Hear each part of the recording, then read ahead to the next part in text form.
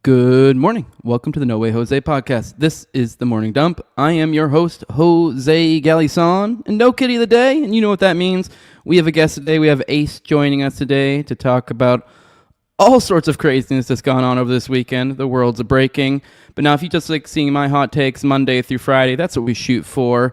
Typically around 11 a.m. Eastern. Or if you just like seeing the kitties of the day, then be sure to hit that subscribe button and hit that bell for notifications. We'll see you in the show. Beautiful thing right now. Rise and shine. It's a beautiful day.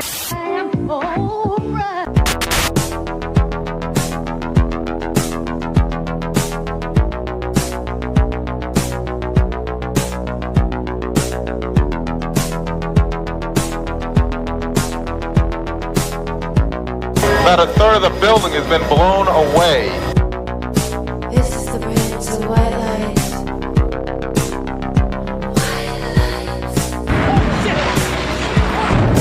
Our very freedom came under attack in a series of deliberate and deadly terrorist acts. And at that point, we were taken for another round of questioning, this time related to our allegedly being members of Mossad.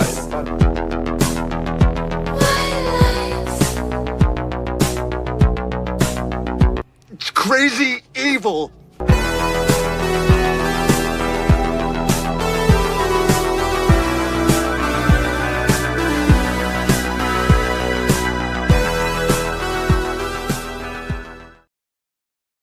Good morning, everyone. We got plenty to go over with you guys today. We got, as always, we'll start off with some icebreaker content. We'll swap over to the foreign policy section, a little bit shorter today than normal, and then we'll get into the main. I would love to see some icebreaker content. I would love that. Oh yeah, play on words. I didn't even think about that. It does kind of apply to. I think both of them, one of them's ice related, one's not. I have a couple of them.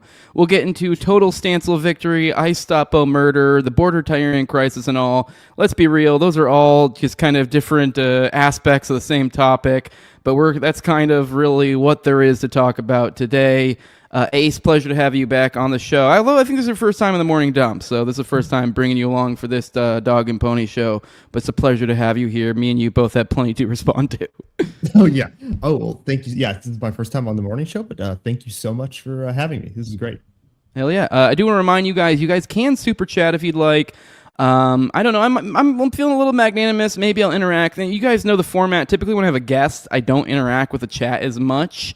I mean, days when I do solo, which is most days, I'll kind of in between each segment, I'll pop into the chat, say hi, say good morning to any new people, anything that sounds relevant I'll bring up. I might do that a little bit today. We'll see how we make on time. But if you do, I know this is a very contentious issue, and even my audience is pretty divided on this, and a lot of you may be mad with me. But if you do really want to break through the noise, you can always drop a super chat. I will bring it up. I will address it. Especially if you're being mean. That's probably the only real surefire way to get through. If you're being a dick, I'm probably not going to bring you up. At least not just willingly without money. If you give me money, we can argue that's the deal. But Ace, we got plenty to go through. Let me bring you along some icebreaker content. We'll kind of lead a little bit into our Stancil coverage for today.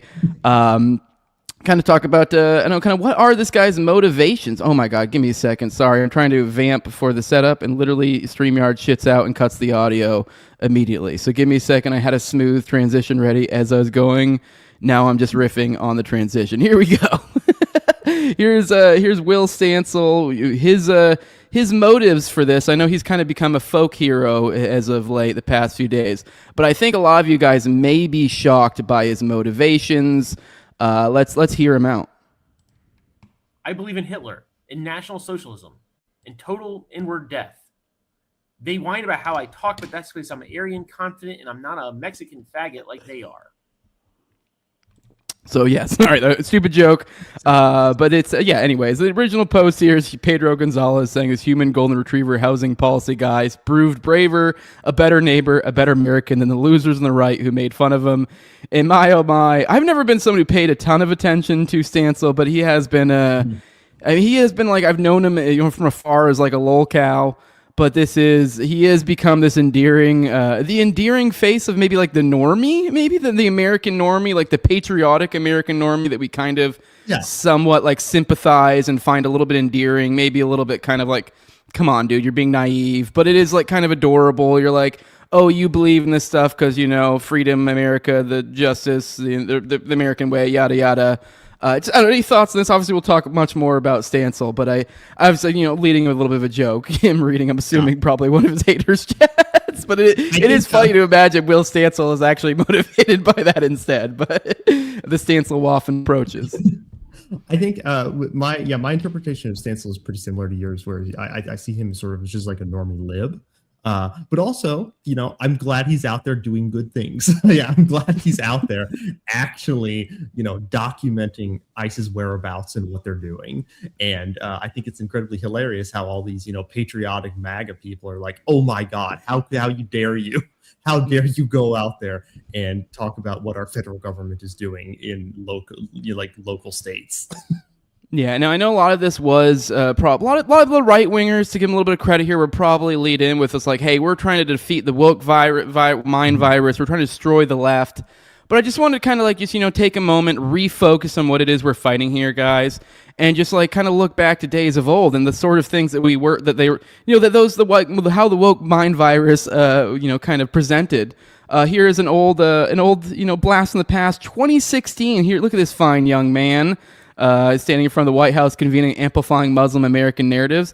Now, he got into Stanford, and you know how he did this? He wrote Black Lives Matter in his application 100 times. Now, I'm so glad we have thugs in the street to help push back against this pervasive force. Yeah. What do you think, Ace? Obviously, I'm being a little facetious here, but I'm more just it's kind of fun to kind of look back at the past and go, oh wow, simpler times. Well, obviously, as you said, it's so good. Our federal agents are out there to stop this sort of abuse in our colleges now. This would never happen today. Thank you, God, Emperor Trump.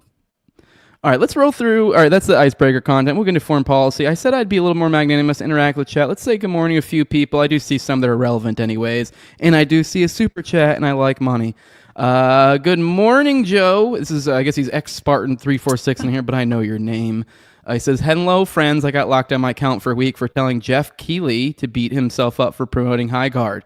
I guess after these 3 weeks, that's a line. Now, I don't know who either of those people are. Feel free to let me know if you do, Ace. Yeah. So Jeff Keighley is the guy who runs the Game Awards and also the Summer Games Fest. He's been in the video game industry around it, reporting on it for a very long time. And he's sort of he's basically the last one there, in that industry that still has an actual big show where all these video game developers go over to promote their video games. He's the main show for that industry now. And basically the last Game Awards, so for real quick, Jeff Keighley is someone who hypes up, oh my God, this groundbreaking video game is releasing, and it's just something that just sucks. And that's what happened. Is he hyped a lot of people up, and the final reveal was some game that really no one really cared about. And Joe and a lot of other people were quite upset about it. Is it one of those is it one of those woke mind virus type things? To give a little credit back to the right, because I do think there is some. You've seen in the gaming thing. What was it called? The Gamers Gate and shit. I didn't know if it was one a vestige of that type thing. No, it was just boring. The game just looked boring. Yeah, the game just looked boring. It was just another hero shooter. Well, I can't ham-fist it into the topic. Yeah. Yeah. Good morning, Boomer Sooner. Good morning, Dads. Good morning, Northside. Good morning, Scott. Good morning, Bug Fights. Good morning, Free Alley. Good morning, Marnamac. Good morning, good morning, good morning. Hey, say what now? I don't think we'll do this for every segment saying good mornings, but at least the initial one. If you showed up early enough for the initial first segment break, you get some good mornings. Good morning, Tilla. Good morning, Meatsballs. Boomer Sooner, give me some money saying Feed the Kiddies Fund. I'll get right on it. I just gave him some food right before this. Good morning. Good morning, Liberty Tyrant. Good morning. Good morning. Good morning, Rank Up. Good morning, King David. Remind you guys, hit that like button. Please do, people. Good morning, Balake. Saying another great episode of Gay Guy TV live right now. Let's go. Hell yeah, brother. Gay homies unite, I guess. I don't know. He comments that in every episode, but it makes me giggle. I'm very childish. Good morning, Fire Pixie. Good morning, Comment Mama. Good morning. Good morning. Good morning, JC. Who else? All right. That's all the early morning ones. I think after this, I don't know. Unless we get really ahead of time, we have a ton to go through. I doubt we're going to get super ahead of time. So Sorry. Otherwise, I think you guys are going to have to give money to get much more than that. The early riser gets the good morning. But let's get into some foreign policy. We got kind of scant a little bit today, but still things to be concerned about. Apparently, we got Trump weighing options for Iran, including blockade and high-level strikes. Let's read a couple paragraphs of this one. It's written by Kyle Anzalone over at the Libertarian Institute, writing for antiwar.com here.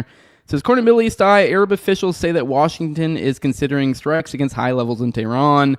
Former U.S. intelligence official familiar with the White House's internal debate explained that Trump was still pushing for regime change. But it sounds like they're kind of maybe trying to look at the Venezuela model instead, using blockades, I guess maybe singular strikes.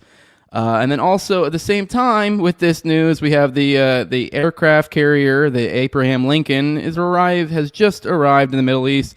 I know that was all the rumors and the reports from behind the scenes last time when they were talking about attacking Iran, ironically over their rowdy protests.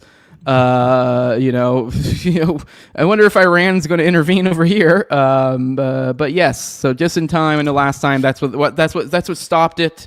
So they didn't get their perfect little, it's almost like this disjointed message going on here. They had to hold a week, and so they had to wait for a couple more people to die before they could really complete this narrative arc. But what do you think about all this, Ace? You have any thoughts about these two things? And you kind of strung these two together, but they're kind of the same topic, really. So, yeah. Any thoughts on our likely upcoming war with Iran? Well, I obviously think it's horrible, but I think that this has sort of been this is the last hoorah, right, of sort of the neoconservative foreign policy of the hawks in Congress. This is Iran is the end game boss, right? That is the one they want the most out of all the regime changes they could possibly want. If they could only have one, it would be Iran.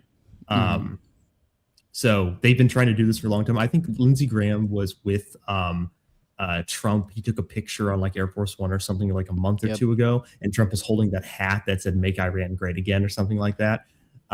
So yeah, it doesn't look good. It certainly seems that a lot of these people have Trump's ear in the White House currently, and it seems that he specifically went out and said, I think on Truth Social, I think maybe a month or two ago, that said if Iran attacks the protesters, we will intervene in some way. And yeah, I think that they're for sure gearing up. This is predictive programming, as they say, for regime change in some way, right? Mm-hmm. Maybe they're not going to just go in hot immediately, but they're certainly setting it up, right? Because the idea is, you put your military installations, or you put your ground forces close by to the country to where it increases the probability that Iran or something will either intentionally or accidentally fight back, and then that gives them the justification for war, right? That's a very common tactic that they do. So all right, moving on. Yeah. I'm sorry, my bad. I didn't mean to cut you off. Moving on to Israel. I mean, all this is, let's be real, that topic was kind of already Israel. We got 3 journalists killed in Israeli airstrike, including a CBS cameraman, which just does make this kind of an interesting story, because I believe they're refusing to talk on it. I believe we'll see. Yeah. They're at least now they're kind of holding off commenting. Apparently, there's kind of been some talks behind the scenes that kind of, for those who haven't been paying attention, I guess on this show, you don't really have an excuse. We talk about it plenty. But with CBS, God, what's her name? I just blanked on her name. Barry Weiss. Barry Weiss. So she's running over there, and she's been an absolute just mouthpiece for the regime, particularly the Zionist regime as of late. And so she has kind of been this weird fusionist attempt by the powers that be to try to take this flavor of private and inject it into the public, despite that private never really being the private. It was always kind of the public, if that makes sense. They tried to brand her as this anti-establishment journalist warrior or something, because she was willing to say some things were woke, like people writing Black Lives Matter on their paper 100 times. And so people clap like seals and go, wow, so amazing, so brave. And then they pull her right back in and go, oh, now you're running CBS as the kind of editorial person here and completely fixing everything. And now she has literally her own journalist being murdered, and just kind of not really doing anything. Yeah, it says, look, it's apparently they mourned him, but his published story did not denounce Israel for the strike, is what it says here. So, and then to kind of juxtapose it with what is expected of the Palestinians, They finally, Israel finally received the body of the final captive. This has been the justification for weeks, maybe almost months now, for those who understand the ins and outs, the intricacies of this peace deal. This has been what the Zionists have pointed to every time they've done anything. They've been like, well, they're not owning up to their part of the deal. And that their part of the deal was this small part, which was that they would return all of the hostages and the bodies. They got all the hostages back, and there ended up being a situation where they had one left. According to them, they couldn't figure out what it was. They're looking for it, yada, yada, yada, which is totally reasonable in the hellhole that Israel has made. Not reasonable. It was not reasonable for them to take captive them. Obviously, violence on both sides, whatever. It's understandable. They're getting the place blown to shit. It's not that crazy that maybe one of their captives got killed, and they may have a hard time acquiring it. And so they just use all this, the horror that they're doing over there. They justify it with the fact that one dead body they had not been able to recover. Well, now that dead body has been retrieved, so it'll be interesting to see what the pretense for further violence will be at this point, or if one will even be bothered to be given at all. So I don't know if you have any thoughts, maybe on either of these or the juxtaposition of the two. Yeah. Well, I think just quickly on the CBS cameraman who was murdered. What must the morale be at CBS if you're like a foreign policy journalist or you're like a war reporter who goes over to other countries and reports that, and you can't expect your editor-in-chief to have your back? It's like something happens. Like, that is just incredible to me. On this story, though, I missed this, actually. This is news to me right now. I missed this when it first came out. I did not know this. I've said for a while, like, Israel's whole claim of like, oh, well, we're just doing this for the hostages. How many of those hostages did they kill in those bombings? Yeah. Just the guess. Well, let's actually read the piece real quick. If this is news to you, I normally read these whole pieces of the audience. I just try not to do it when I have guests. It's a pretty short one. Yeah. It's written by Kyle. So Israel says it recovered the remains of Ron Gavili in Gaza. The Israeli police officer was the final hostage held by Hamas. Gavili was killed fighting Hamas on October 7th, 2023, and his body was taken into Gaza. Under the peace agreement between Hamas and Israel in October, the Palestinian group agreed to release the living captives and the remains of the deceased. Hamas immediately released the living hostages and has returned the remains over the past 3 months. The Palestinian group said the recovery process was difficult due to the massive destruction in Gaza caused by the Israeli onslaught. While the first 27 bodies were handed over to Hamas by Israel, Israeli forces recovered the remains of Gavili. Israel recovered the body from a cemetery in Gaza. The IDF exhumed over 250 bodies before. Oh my God, this makes it worse. So they're out there exhuming scores of bodies to find the one body that they're using to justify all this. Whatever. I'll keep going on. The remains were recovered on Israeli side of the yellow line, meaning Hamas. Oh my God, yes, it is literally worse. Meaning Hamas would not have had access to the cemetery. So where this body was that they were missing was on the other side of the yellow line. Okay, I'm glad we read this. Hamas said on Monday that it exerted significant efforts in the search for the body of the last prisoner, and that it had provided Israel with all the details and information in our possession regarding the location of the prisoner's remains. Trump confirmed that Hamas aided Israel in recovering Gavili's remains. With the recovery of the final hostage, Hamas has met its obligations under the first phase of the peace deal that Trump brokered. Israel continues to violate the pact. On Monday, 3 Palestinians were killed by Israeli attacks. Additionally, Tel Aviv is refusing to reopen the Rafah crossing. Under the peace deal, Israel agreed to open Gaza's border crossing to Egypt. Tel Aviv is now only permitting a partial opening of the Rafah crossing that will require more Palestinians to exit Gaza than enter. I can't believe this story is worse than I even thought it would be. Holy shit. So they literally, the precedents, like the tiniest of precedents, which, I guess tiny.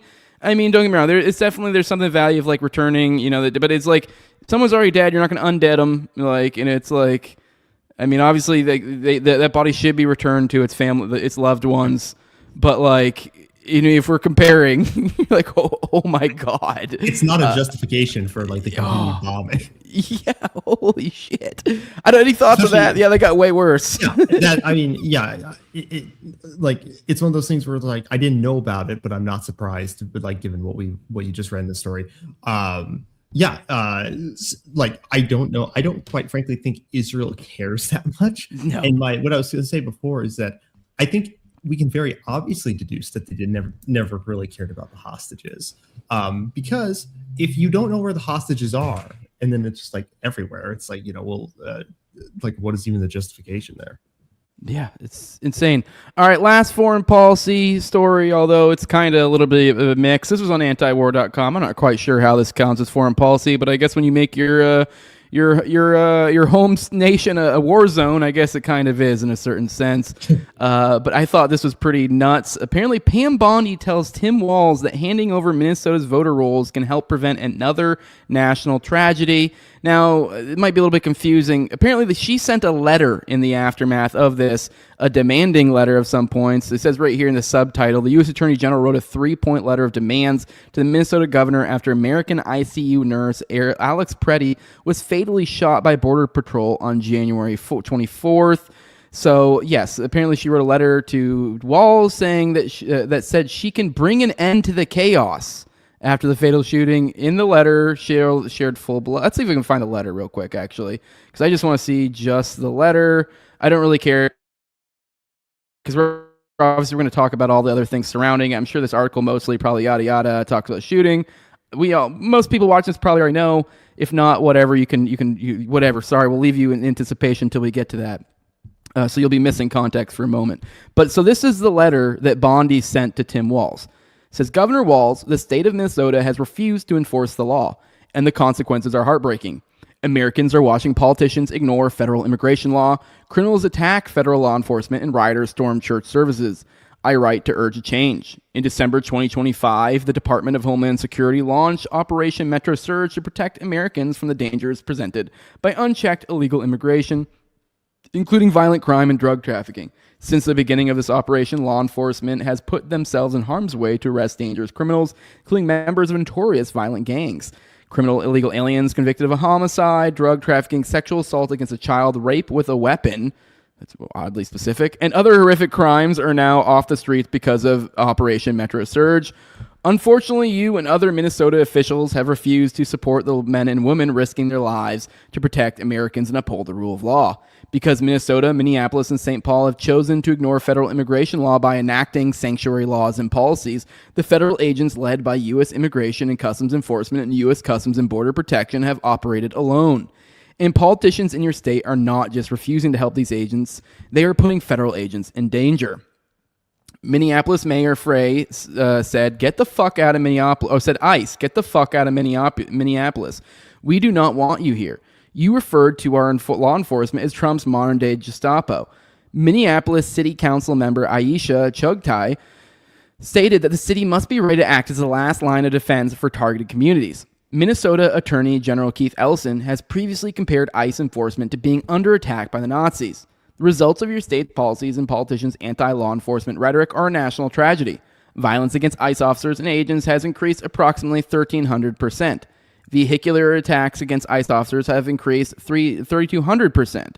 Perhaps most disappointing, the lawlessness caused by these policies has bled into sacred spaces of worship.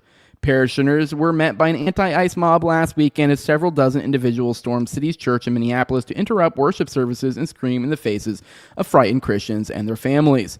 The violence against our officers and the violations of religious liberties cannot be allowed to continue. The lawlessness in the streets is matched by the unprecedented financial fraud occurring, oh my God, you gotta be kidding me, occurring on your watch, and the out-of-control fraud in your state also implicates election security. It is a tragedy that Americans have lost faith in Minnesota's ability to keep its taxpayers' funds secure and its citizens safe. You and your office must restore the rule of law, support ICE officers, and bring an end to the chaos in Minnesota. Fortunately, there are common sense solutions to these problems that I hope we can accomplish together. First, share all of Minnesota's records on Medicaid and food and nutrition service programs, including the Supplemental Nutrition Assistance Program data with the federal government. Allowing the federal government to efficiently investigate fraud will save Minnesota taxpayers money, ensure that Minnesota's welfare funds are being used to help those in need, not enrich fraudsters. Second, repeal the sanctuary policies that have led to so much crime and violence in your state. Removing criminal illegal aliens from Minnesota neighborhoods will save lives, and state and local officials should support this goal. All detention facilities in your state should cooperate fully with ICE, honor immigration detainers, and support ICE to interview detainees in custody to determine immigration status. I urge you to reach an agreement with ICE that allows them to remove illegal aliens in custody of Minnesota's prisons and jails and avoids pushing these interactions in your streets. Third, allow the Civil Rights Division of the Department of Justice to access voter rolls to confirm that Minnesota's voter registration practices comply with federal law as authorized by the Civil Rights Act of 1960. Fulfilling this common sense request will better guarantee free and fair elections and boost confidence in the rule of law. I am confident these simple steps will help bring back law and order in Minnesota and improve the lives of Americans. The time has come for state and local officials in your state to change course. As a chief law enforcement officer of the United States, I am committed to enforcing federal immigration laws and keeping every American safe. Minnesota can and should be a partner with this administration. Do not obstruct federal immigration enforcement. Do not allow rioters to take over the streets and houses of worship. Do not hinder federal officials from investigating financial fraud and violations of election laws. Whether state and local politicians stand in the way or not, we will work every day to protect Americans and make Minnesota safe again. I request that you join us in that effort.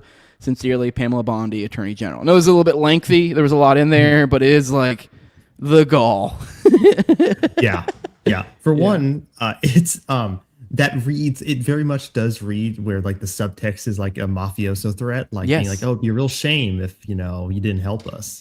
We can make this all go away. Yeah, right.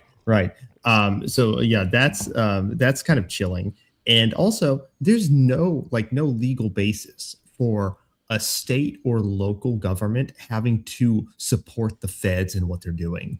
None. Yeah. So trying to hold it over them, like you're not helping us. It's like, there's no obligation that they have to help you whatsoever. Yeah. Well, it's a complete inversion of what these people claim to be about, which I know it's like this, like, you're saying I'm a hypocrite? Fine. You're like, you guys, these are the state rights people. Like, yeah. Like, if they want to have immigration laws, fine. You're like, they'll turn to third world shitholes. Fine. Don't be there. If you're in fucking blue state cities, then it's like, okay, I don't know. I'm living out here in a red state in the country, and I don't know. I'm like, it's not that bad. So, like, I know, regardless of the red or blue, I mean, you can find nice places in blue states, but it just seems ridiculous. I don't know. Yeah, right. Well, it's like when if they came down and said, oh yeah, your local police have to help us in regards to COVID lockdowns or COVID enforcement, right? The states' rights people were freaking out or going nuts about that type of stuff, or justly so. And with this, it's like the putting away like the anarchist theory for a moment. The cops ostensibly are there to protect their local citizens within that jurisdiction. So if ICE is going around, the idea that cops are just supposed to not only just not let alone help them, but also just like be completely passive is also not correct, right? If anything, the cops are there to make sure that nothing illegal happens while ICE is conducting their investigation, and by ICE themselves. Yeah, I don't even think they're even authorized to do a lot of shit they're doing. So it's like theoretically, the cops should be intervening and saying, hey, like they're not even technically, I think, law enforcement officers, technically. No. I mean, depending on how you define it. If you want to get into a normie brain, like what is the legal status of these people? At the end of the day, all that's irrelevant to me and you. You're like, these are human beings and they are instigating conflict. Right. And then being like, they didn't defer to my authority enough as they murder people. You're like, well, that's sorry. Like, I was saying this the other day. It's like, do you know how bad things have to be for me to say, yes, release the cops actually on ICE? Oh my God, there's totally a good meme there. Was it the you could totally do the Murray Rothbard one? Just, it'd be like, who cares or whatever? Release the cops on ICE, who cares? Or I don't know. I can't remember exactly what the quote is. There's got to be a way to reframe it. Yeah. You know what? I need to find that quote because that'll go hard as fuck. Yeah. All right, let's get into a total Stancil victory. We're kind of putting the cart before the horse. Kind of a woohoo, you fucking idiots. Because, this is this happened so quick. This is my first show of the week. I normally do a daily. I didn't do a show yesterday. I don't even remember why I didn't do one yesterday. But I remember I had show and tell, doing show and tell kitty stuff with the family. Anyway, so I wasn't here yesterday, but this all happened in the course of 3 days. We had the shooting, and then we had, the response. It just felt like this should have been. I should have commented on this about a week ago, but we're already at the point where the most recent news is that everyone's seemingly packing it up. But I think kind of maybe the best way to start this with is kind of this speech for one by Will Stancil, and kind of I think what probably contributes to the fact that I guess you could say that. Obviously, I say one that the normies here, the American spirit or whatever, one actually here, ironically coming from the left.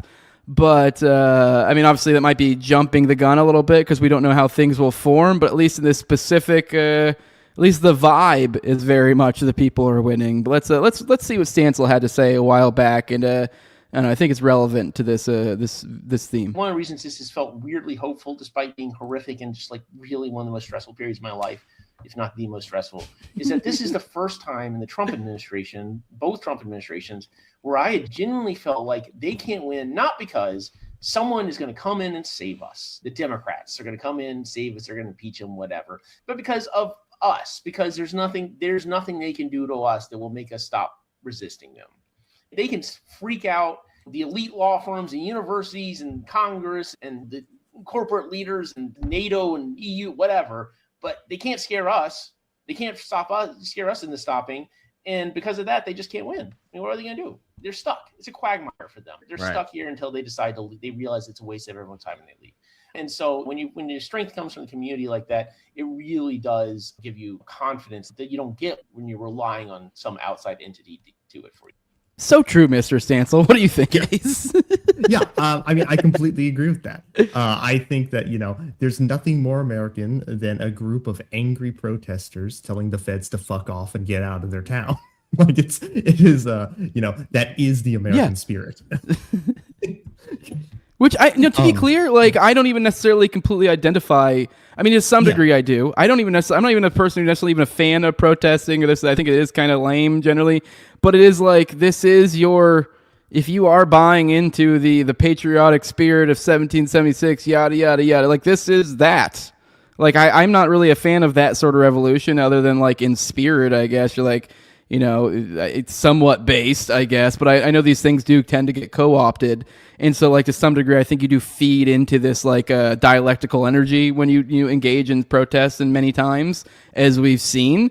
But at the same time, if they're going to do it, like, that is patriotic. That's part of the founding myth of America. Yeah, absolutely. It's just, and it's just, have you seen the meme that people always put around? They always get it wrong whenever they post it, but it's that meme where it's the graph and it's supposed to show that liberals care more about like rocks or whatever, and then conservatives care more about like their local communities and stuff like that. Now, that's not what the graph says at all, by the way. It's just completely misunderstood, but that's besides the point. But like a lot of the people who post that graph and are like, well, I care more about my family, my local community, and you want me to care about, people across the world or something like that. Like right wingers will use it to like bash on the left, but like right here, it's a complete inversion where these protests are like, I care about my community. You're an outsider. Get out. In regards to and they're protecting people in their community. Yeah. Yes, exactly. Sorry. Yeah. Maybe a little bit delayed here. My bad. But yeah. Oh no, you're fine. Yeah. And then, like, yeah, as you said, they're protecting people in their community, and the like a lot of like the reaction to this is like, it's like they're unable to understand why these people are protesting. That's what I've seen, at least personally. It's like, why are these people? It's like they're trying to use this, which I don't even know if they believe. I don't think they believe it. I think they're just using it as rhetoric. But they'll say, oh, they're just trying to protect murderers and rapists. It's like, no. Are you crazy? No, they're out there because armed, masked men with no accountability are rampaging through their streets. And like you listen to any lefty commentator too. I mean, I don't think I've heard, not that I listen to a ton of them, but I don't think I've seen any popular lefty commentator that is like, we would be rioting in the streets if they were actually like, most of them will readily concede. And even the ones who disagree with it will be like, if you were getting rapists and murderers, like, that's not the hill we're going to die at. Like, it's just like, whatever. Like, you're not going to get me to go in the streets for that. Right, of course. Yeah. Like, even if if I may disagree with the way in which it's done or that you shouldn't or whatever, like me and you could even find qualms with that. Like, I agree with more of a restitution-based criminal justice system. So it's like the idea of deporting a rapist, and you're like, like it's more just the idea of I'm not really going to spend a lot of time arguing, that, oh no, it should be restitution for someone who raped someone instead. And you're like, if you want to give him exile, like, okay. But also, it's interesting too, because if we inverted that for a moment, and if we were like, believed in the justice system as it is right now, wouldn't we want the rapist locked up as opposed to just running free? or something like that. If Exactly. you find that. So it's also a very kind of odd argument that they use when we're just trying to deport these murderers and rapists back to their own country. That way they could rape over there, and there's no way they'll come back over here. Right. Yeah. But yeah, they just do this whenever to cover their ass, whenever they're like getting flack for like grabbing people out of their cars, or shooting people. They're like, well, you were trying to interrupt our us stopping these murders and rapists. It's like, that's not your job as ICE. That's actually the cops are there to arrest those people for those specific crimes. Like ICE's whole thing is that no, their job is merely to protect the border and then to get people out who are in here illegally, right? Now, I obviously disagree with that, but if we're talking just what is the purpose of their job, they're not here to go and enforce the law to stop rapists and murderers. So them using that as an excuse is just them it's just not an argument, because that's not what their role is. The funny thing is, I bet you if any of these people ever get pushed, it's going to be a circular thing when they're like, oh, we're just going after rapists and murderers. And I would almost put money on it that if any of these people get pushed, because I really doubt that's the case. Now, I bet you what it's going to be is a circular thing, and it's going to literally be, as we're seeing so many people do, be like, well, if you look at the demographics, or if you it's going to be like, well, they're rapists and murder. It's going to be the circular. That's what it's going to be. It's just this feedback loop. You're like, which, like, sure, maybe I'm open to the idea that certain demographics. I'm guilty of making the jokes of whatever. I forget the stats. Was it 1352 or whatever? I'm aware that there are demographic differences, but it's still kind of like, but even within the worst demographics, there's still people that don't do that shit. So you're like, what the fuck are you talking about? Like, also, it's just in those demographics, like what they talk about there is like how small of a percentage that actually is of the total demographic, right? If you and people go out and they will just act like this is an argument in favor of their position, when really all they're doing is like I don't think people really understand how bad of an argument it is just to throw out a statistic and just say it supports your argument with no other evidence to back you up. It is incredibly lazy, and people buy it up, quite frankly. And also, more importantly, we would never use that type of argument in like a context of an illegal context of justice, right? Unless you could prove it was a function of their demographic. Like if you somehow were like, there's just something weird genetically about Venezuelans that 100% of them steal, then you'd be like, okay, but I've yet to see a genetic demographic that somehow is such an ingrained trait in them to where it's like there's no one that doesn't fit this, because otherwise you're going to get innocent people. If that was the case, we would every single person, it would be overwhelming, right? Every person from a demographic would be like that. And something funny about that too. A lot of the people who throw around those demographics as arguments for kicking immigrants out of the country. If you account for state violence, it's actually white people who have done the most violence in the world. If you account for state violence. Yeah. All right, let's get into the moment where I think, or one of many moments where a million more Will Stancils were created, as our friend antagonist Hani says here. Here's it's funny. This is someone quote tweeting Raw Egg Nationalist, one of these kind of right-wing slop types. The original tweet is, Will Stancil getting shot at in tear gas is the funniest thing you'll see all weekend, which I will admit, there is a humorous aspect just because of the nature of Will Stancil. But the way they're looking, they're like, haha, like it is just funny seeing this backfire. We see a quote tweet here from Alice saying, low T poster unfamiliar with physical courage. I mean, maybe he could have worded it a little bit differently, and I agree with him. Like, this is kind of funny, kind of hilarious, but it is like, at the same time, like there is a funny component to this, but I don't think that's what he's getting at. I think this guy is literally trying to be like, look at this idiot, this stupid lib. And you're like, well, this is funny because he's a goofball. It is like, he is actually kind of displaying the spirit you guys claim to have. So, I mean, but let's watch this clip. I know I can't get enough Will Stancil lately. They're shooting at me. They are shooting at me. Bunch of dogs. Oh, you stupid dogs. What are you doing? Hey, arrest these guys. They're coming for us. They're coming for us. What are you doing? You killed someone, not us. You killed someone. Oh, who gives gas mask. I don't care. What are you doing? What are you doing?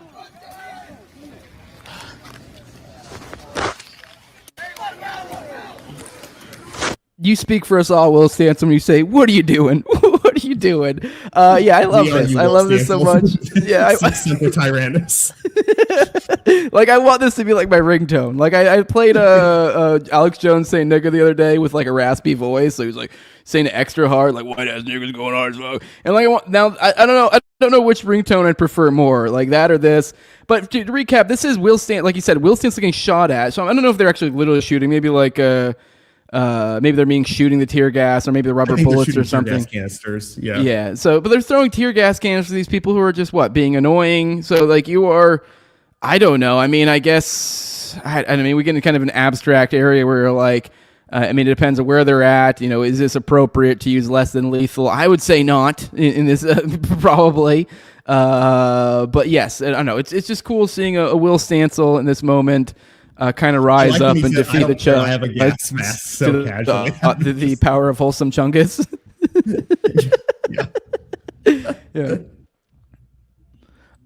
Any more thoughts on this? We're gonna check in on the cops and see what they have to say on this, because once again, it's time to unleash the cops, I think. Oh yeah, no, I'm good. You there? Sorry, I want to give you a second because we have a delay. Can you hear me? Can you hear me? Yeah, okay, cool. All right, let's get into this. Let's see what the cops... sorry, I can hear you. Yeah, I can hear you. Sorry, I just think we might have like a couple second delay or something. You said you're dealing with storms out where you're at, so that might have something to do with it. You there?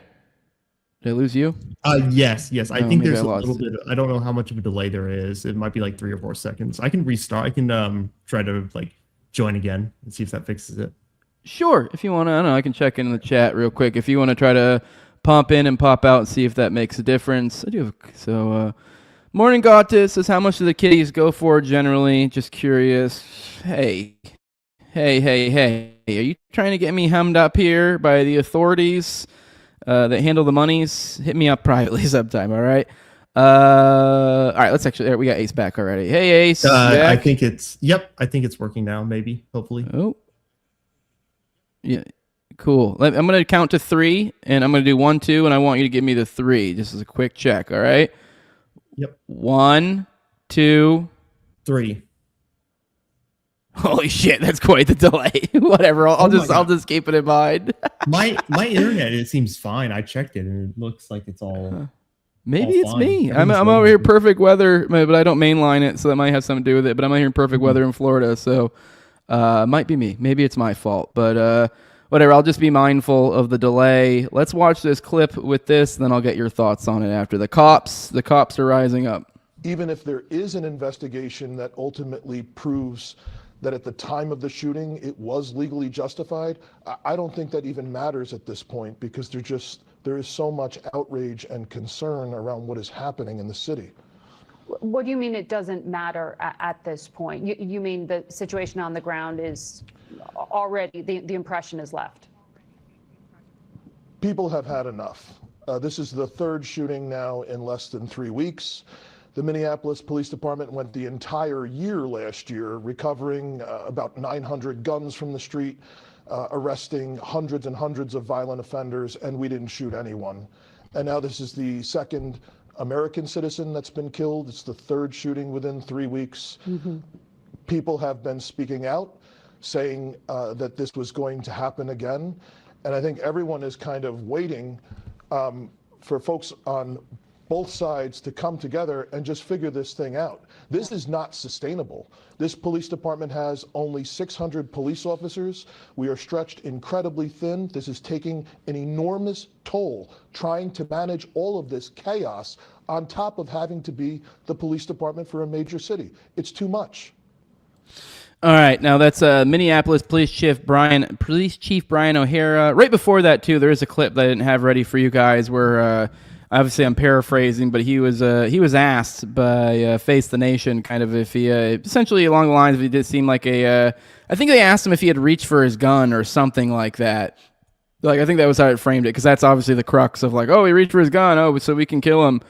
And he essentially said, "No, I didn't see that." Like, now to be fair, he didn't. The way he said it was judicious, in like, but it was very much a professional way of being like, that was not justified, and I did not see that. But I guess with the tiniest bit of like, perhaps there could be some sort of crazy, who knows, maybe 3 minutes before this guy got on his face, and he's like, I'm going to murder you and your entire family 3 days from now doing it this way. I mean, aside from something like that, I really...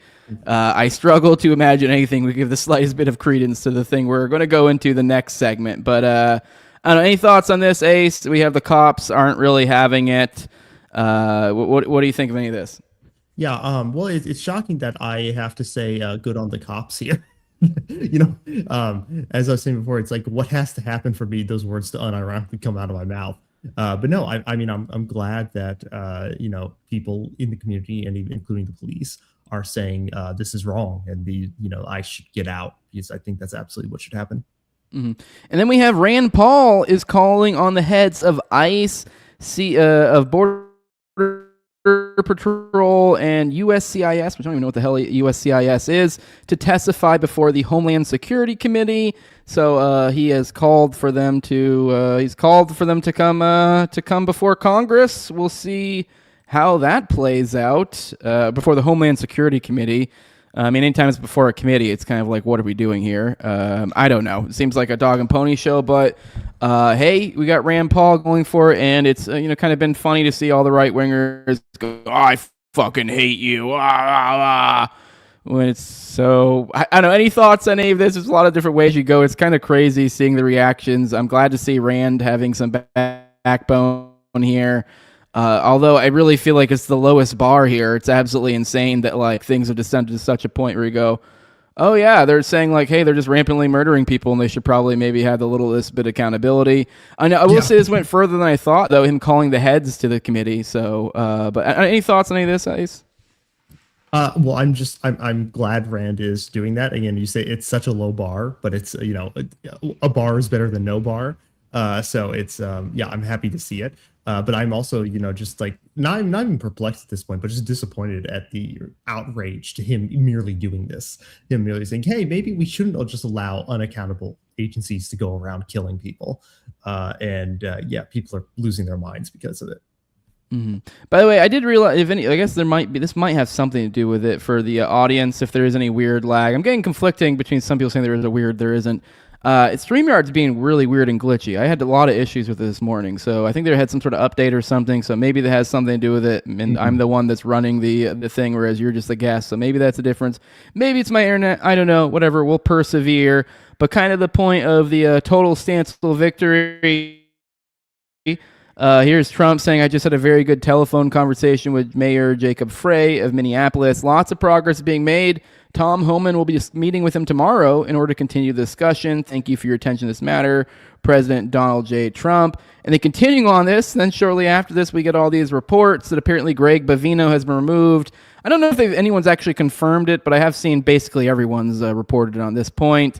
That Bavino is being removed, and I guess that what's supposedly being said is Homan is taking over, is going to be kind of taken. So it is kind of likely just seemingly a facelift. I don't even know if they're necessarily even backing off in Minneapolis, although I've seen some reports of them reducing or something. I think they're probably going to keep some sort of presence. I mean, it does feel like we're talking about foreign policy right now, which is bizarre. But like, we gotta leave a presence in the region.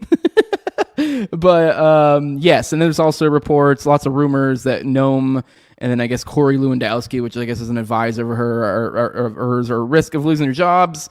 But once again, this seems like all just a big giant game to somehow expunge Trump of any sort of accountability whatsoever. Not that I really know to what degree he fucking really pushed for any of this, or if it's just his people doing whatever the fuck they want, him not caring otherwise. But at the end of the day, come on, let's be real. It's kind of crazy how none of these people are willing to say his name. It's everyone else's fault. It's all these fucking WWE fucking people he hired. Any thoughts on all of this? Yeah, I mean, I think this is a good thing, right? For sure. But I also think that this is just the classic, state move of, people are very unhappy right now. We have to find someone to throw under the bus. Now, not that it was undeserved. He certainly deserves to be thrown under buses.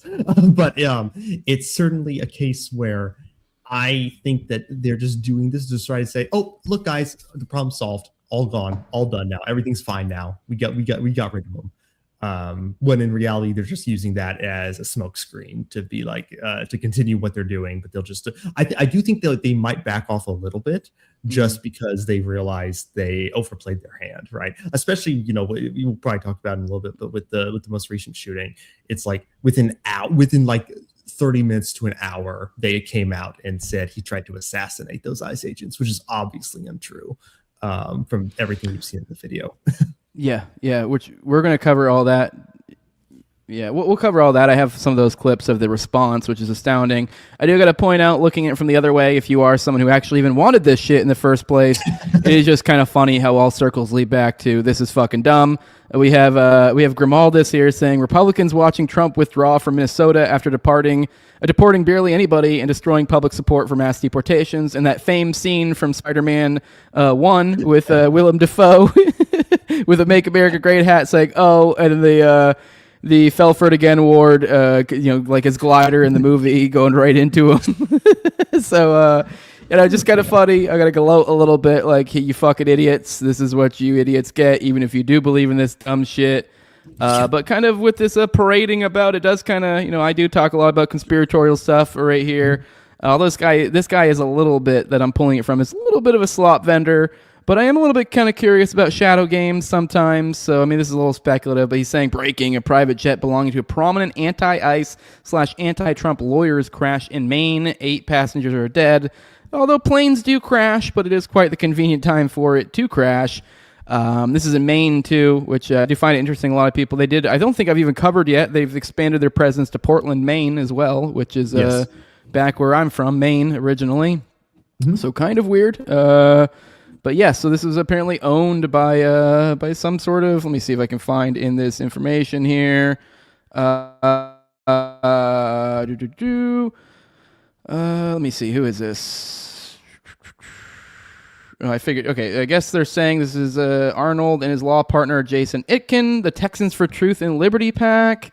So I guess this is supposedly their jet, which I guess they've played. They donated $1 million to Coalition for Working Families PAC. So yes, they're big into representing illegal immigrants in civil lawsuits, yada, yada, yada. So yes, I don't know. It is a little bit concerning because we are seeing basically a pretty mask-off type situation these days. So while that does feel like kooky conspiratorial stuff, it's also something that you're like, I don't fucking know. We started off this with what essentially a mafia message from Bondi to the locals. So I don't know. Could this be a message to the Mainers to say, "Yo, dude, fucking chill"? Because those potato farmers will fuck you up. I don't know. What do you think? Maybe I'm being a little bit paranoid here, but I do think this is something to be open-eyed about, I guess. Yeah, I think it's very possible that this was just a thing that occurred with no ill intent whatsoever. Yeah. But at the same time, we shouldn't overlook the possibility that this could have been some type of sabotage or tampering. I would, if I learned that the state, had plane crash or something like that, would I be surprised? No, not at all. Because I know this is the type of stuff that they've done in the past. 100%.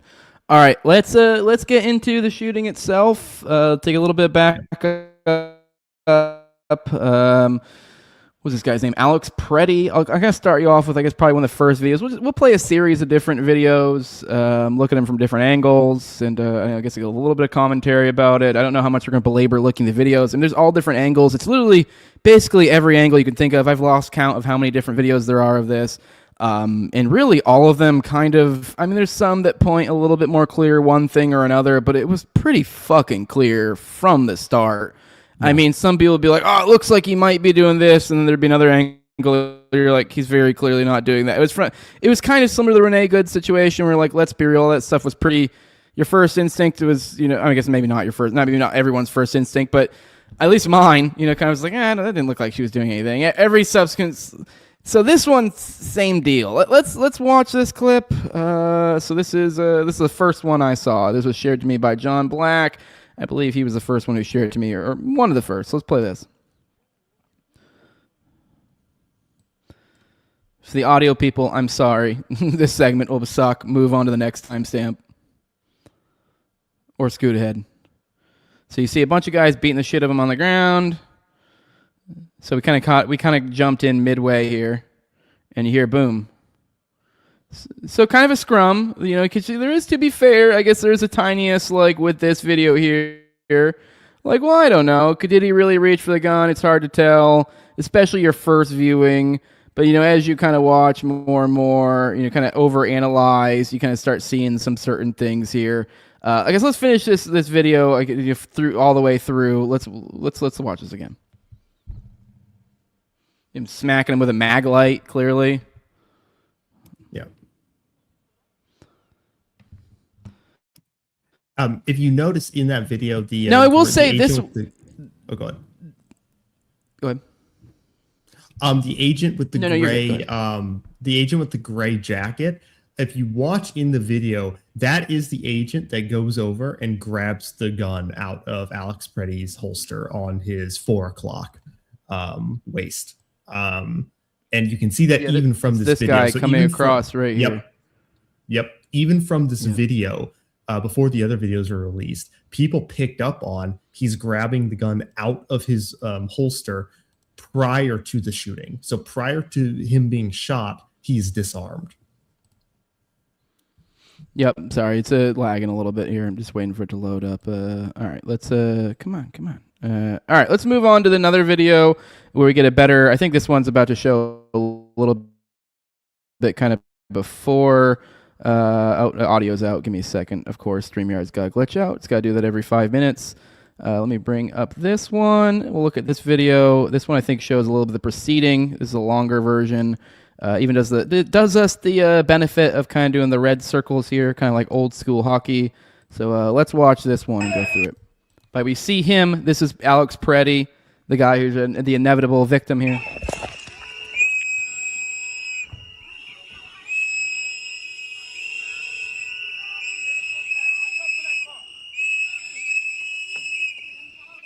So the video we're getting is someone who starts out beside Preddy. You see him kind of in the road. Oh, I did want to comment in the last video too. Like, I guess I say to be fair, but I guess to the cop suckers who see that, it does look like you're in a police resistance situation, like as if they're resisting arrest.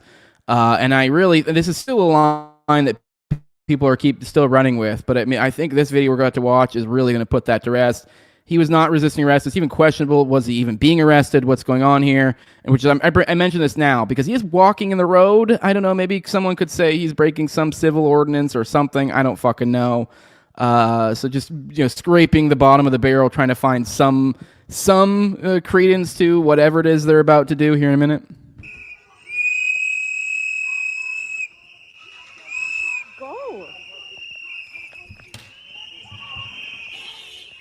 He's in the middle of the road. He's waving people on, though, so I don't know. He is videotaping very clear. He has his phone in his hand this whole time. He's very clearly, which is a thing they're doing. They're they're taping this stuff, which they're considering this domestic terrorism now. But let's keep going. So I didn't know. Do you? I mean, I'm not sure how much you've been analyzing it. Have you heard at all? Been able to make out what the cops were saying to him here? Because I don't think I heard like you're under arrest or this or that. It's just kind of anything sounds like angry yelling. I don't know. Yeah, I personally could not make it out. Okay. So, but it's not very much not clear to me. This is an arrest. So let's keep going. No. So see, we have some people are trying to say he put the woman in a headlock here because it does kind of come. It kind of looks like people saying he's attacking or assaulting this woman are absolutely insane to the point where I cannot take them sincerely. I think that they're lying, quite frankly. So I don't know how you can watch this video and in the context of his actions and think that he's just attacking a woman, and then these brave ICE officers stop him from attacking a woman. He's protecting the women from the ICE agents, because you can even see in this video the ICE agents go and like push the woman down, and I think they also go to spray like mace in their face. Yeah, I think this is actually another video because we don't. Because this one actually does kind of jump because the person puts the phone down, brings back up, which I don't know, maybe one of the other ones we see in a minute will show, because it does look, I've seen the one you're talking about where they initiate the interaction. There's unobstructed, like watching the whole time. They initiate it, kind of. You got to think too. These guys are also, on ice. So like, I mean, slick roads. So they are kind of like, if anyone's been in cold area, you are kind of like, you're kind of wobbly. And so if he's trying to protect the woman, he's trying to make a barrier, kind of. And so those are all the moves he's making. As if I don't even know who the woman that's with him is to him, but it's as if I was walking it's as if I was walking with my wife out in like a cold area, like. And I was just kind of almost like, like I'm almost be protective and be like, whoa, like it's just kind of a natural reaction of, I don't know, men. Let's keep going. So there. I see something right there. They said this, it looks like a one, but it's not. He doesn't even really have his arm around her. It's just the way that the way she has this thing around her neck here that looks like it's his arm, but as she moves, you realize it's not. Oh, right. Yeah. Yeah. I see it now. Yeah. Yeah. I didn't even realize it was. Go ahead. Yeah, he has his arm like on her back or something like that. Yeah. So if anything, more of like a supporting arm over. He didn't even because it did look like he oddly had his arm. So which I just thought maybe it was like an awkward wave as he just kind of fell or something. But like, no, he didn't even have his arm there. Yeah. I think he had his arm more on her back kind of deal, kind of almost supporting her perhaps, But so you kind of almost like, don't fall type thing, And then that ICE agent pushes this woman down in like the white or gray coat. Yes. Okay, let's keep going. So yes, they push her. So they try to initial that first interaction with the other woman. They try to say it's a headlock. Clearly, if anything, he looks like he's being a gentleman and kind of almost having an arm ready there to support her if she falls on slick ground. The other woman gets pushed. And then immediately he's literally just protecting these women. He's literally just kind of not even resisting arrest. I don't think anyone said you're under arrest. Put your hands behind you. I haven't heard any of that. I haven't heard anyone even claim that they said that. So now he's pepper spraying these three people. Again, to my knowledge, ICE walks over to him. They're trying to say that he put himself in front of like some immigrant that they were trying to like arrest or something. They say they approached him with a weapon. Which I mean, I guess I'm getting ahead of myself, but go on. Yeah, they walk over to him. And, if you're going to say, well, they're trying to tell him to get out of the road, they are getting out of the road, and the ICE agent still pushes that woman down, right? So he's over there trying to, like, get in between the ICE agent and the woman they're pushing down. And they're trying to say that, well, you can't interfere with, legal, lawful activities. Was pushing the woman down a legal, lawful activity on ICE's part? Like, what are we talking about here? All right, let's keep moving through this. So we see him pepper spraying him here. So he's just kind of trying to move. It seems like he does reach in his pocket. I don't know for what here. Actually, that fails, whatever he's reaching in his pocket. Although, keep in mind, I'm pretty sure it was in his waistband, the gun. I mean, I don't know that for certain, but I'm pretty sure it was his waistband. Yeah. So, like, even him reaching for his pocket, these are different things. Yeah, exactly. So, so now they kind of tug him to the ground. They're fighting him. Actually, let's back that up again. I want to see exactly how he's moving. Oh, come on. Sorry. There we go. Oh, they're tugging on the woman. And then I don't know what he was I missed what he was doing there. Looks like he might even just trying to bury, like, what are you doing? Don't, because I think they said, like, I've seen a lot of people post his final words or like, what, like, kind of like a essentially like, don't touch her. What are you doing? Or something like that. Like, so I literally think his concern was like, what are you doing? And so like, because they are pulling her to the ground, yanking her all around for I don't know what she supposedly did, and he's just kind of being a voice of I don't know reason. I think eyewitness reports said that he said like, "Are you okay?" or something like that to her. Yeah. Okay. Let's keep going. So you see now they have him on the ground, and they're yanking the ground. They're beating him. They're saying he's resisting. Which, I mean, I don't know what you mean by resisting, I guess. Like, yeah, when you have a bunch of people pulling you to the ground, like, which are about to be hitting you. Yeah, if I can say something on that for a moment about the resisting thing. This is what a lot of cops do when they'll claim that someone's resisting arrest. When you're being restrained like that, your body is going to make involuntary muscle movements, right? Your body does not want to be restrained. So what happens is that your body just naturally like tenses up and flexes, trying to like break the detainment. And then law enforcement will use that as a reason to say you're resisting arrest, and they'll use that as more of a reason to hit you, which then makes you react even more, right? So it's sort of this feedback loop that they use to justify further aggression. They're also, by the way, they're pistol whipping him in this video in the face. Yeah, but I mean, it is kind of like, where does it start? Because it is like, people might say that this behavior right here is kind of like resisting because he's squirming, but you're like, what is, when you have 6 people on you or however many people are on him, like, your natural reaction is like, I was a wrestler. Your natural reaction, especially as me, my natural reaction be exactly what he's doing, which would be to get to my base, which would be to get on my hands and knees and to then kind of like, and I wouldn't even, like, even if I was being arrested, if they were attacking me and arresting me, like, it might take a moment for me to go, okay, and then just kind of loosen, you know, go, oh, okay, whatever. I guess I got to be a bitch and just take it, like, because I don't want to fucking die. But, but yes, my immediate reaction is going to be, oh my God, I'm being attacked. At the very least, even defensively, my first thought is going to be get to my base, protect my face, you know, these basic things. Like, that's like, I know this is ridiculous. Yeah, let's keep going. Oh, I think we may have missed some key. Okay, I think we may have missed the guy who pulled out the gun.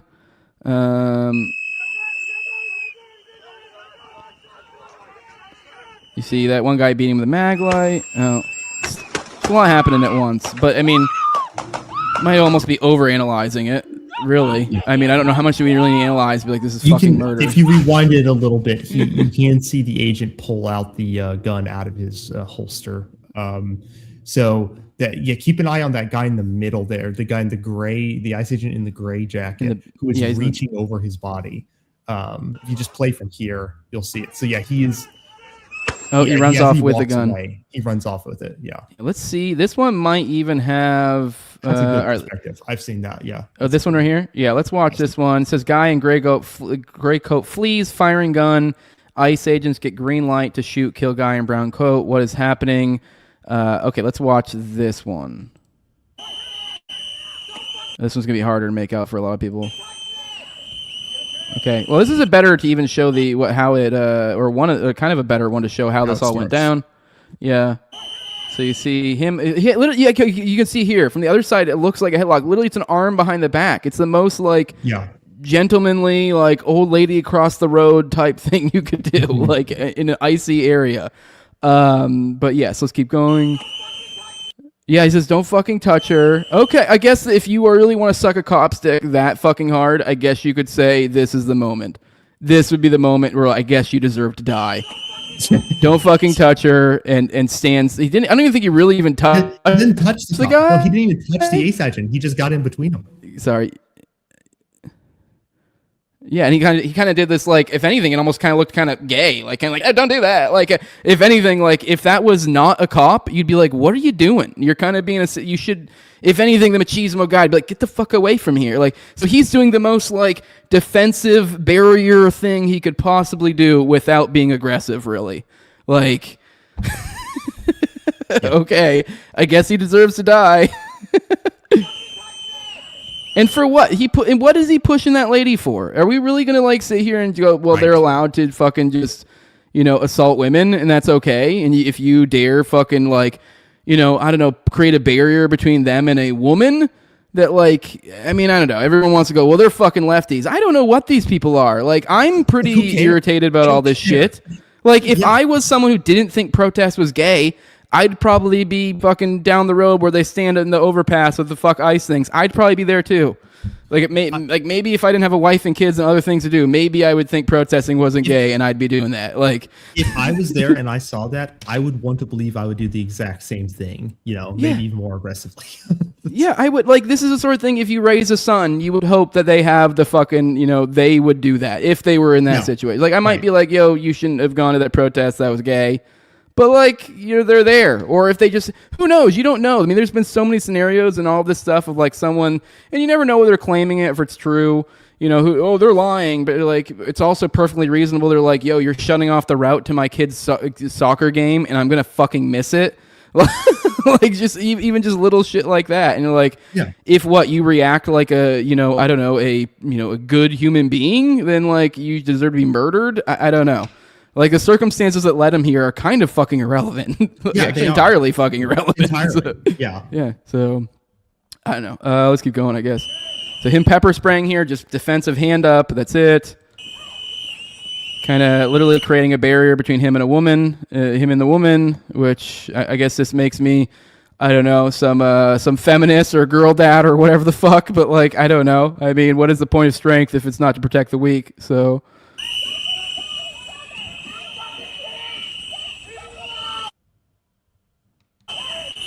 I mean, now I kind of miss. I watch the gray guy. Sorry, it's good.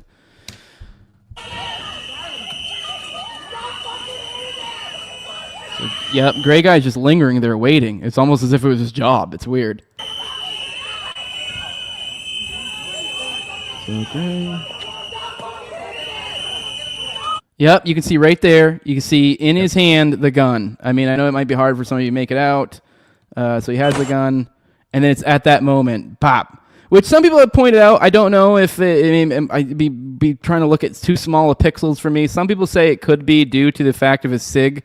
I guess SIGs are known for accidental disfires, so there's a chance that the ICE officer, when he grabbed his gun, could have fired the guy's gun, and his incompetence is what led to him being killed, and then everyone just got jumpity and fucking dumped a bunch of loads into the guy because they heard a loud noise. Yeah, I mean, I'm sorry. I mean, even if that were the case, it's a little bit more sympathetic. Maybe we're talking manslaughter, perhaps, or something, as opposed to murder. It's gross negligence at the very, in the very best case, it is gross negligence. It's still you, even, because once again, to come back to it, I know everyone gets upset about this, that like, I'm sorry, yeah, he's being beat by 7, or 6, or however many men. If he were to pull out a gun and blow them the fuck away, he is entirely justified. The only thing that we're talking about here, in my opinion, is a matter, I might say you shouldn't do that because it's not prudent, because you're not going to win that fight. Right. But if he was fucking John Wick and he could do it, I'd be like, all right, well, that's what you fucking get. Right. Yeah. Yeah. No, I 100% agree with you. And also, this whole thing about so I've looked at the video, right? I initially thought that that the gun did go off. I then looked at the video again. I'm not entirely sure if it does, because there's a zoomed in version of it that I've seen. And while it does look like there's some smoke coming from the gun, it's also very pixelated. So it's also possible that that's just a camera distortion, because there didn't seem to be recoil on the gun after it supposedly fired from the video I've seen.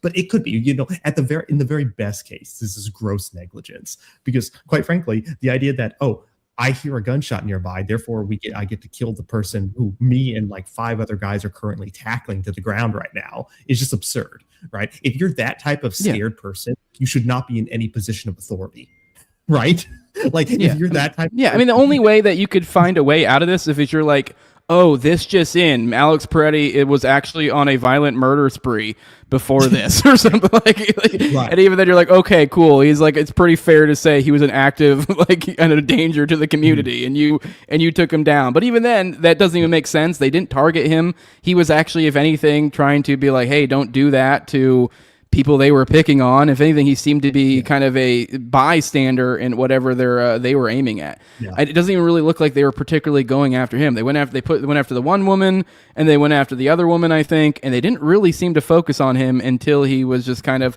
limp-wristedly, kind of like, hey, don't do that. And kind of between and then no, I guess we gotta fucking all beat the fuck out of him now. So, to me, when I saw this video, when I saw all the angles, I don't know how anyone can look at this and not say that this was just a state execution, at all.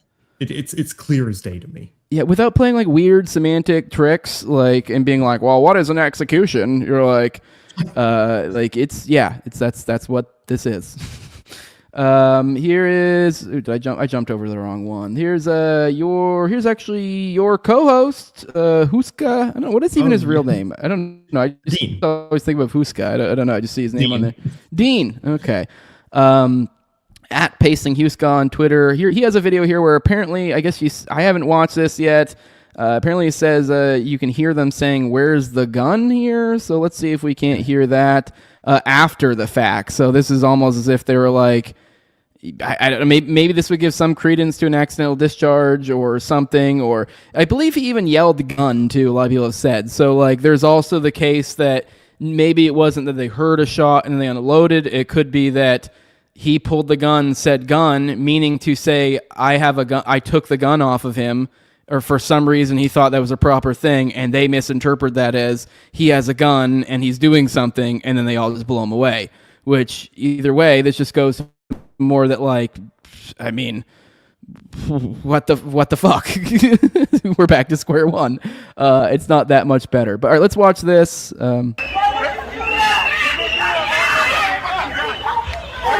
Yep. You can see clear today. You go, where's the gun? And they're digging around on his body because they must have seen it or something. I bet when they were wrestling him, I bet you somebody said something, and that's why the one guy came around and grabbed it.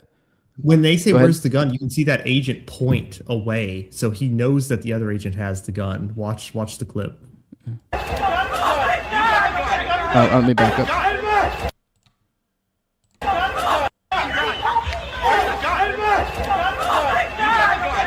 He's got the gun. That's what he said. He says he's got the gun. Yeah. I need scissors. I need someone to cut that shit. Oof.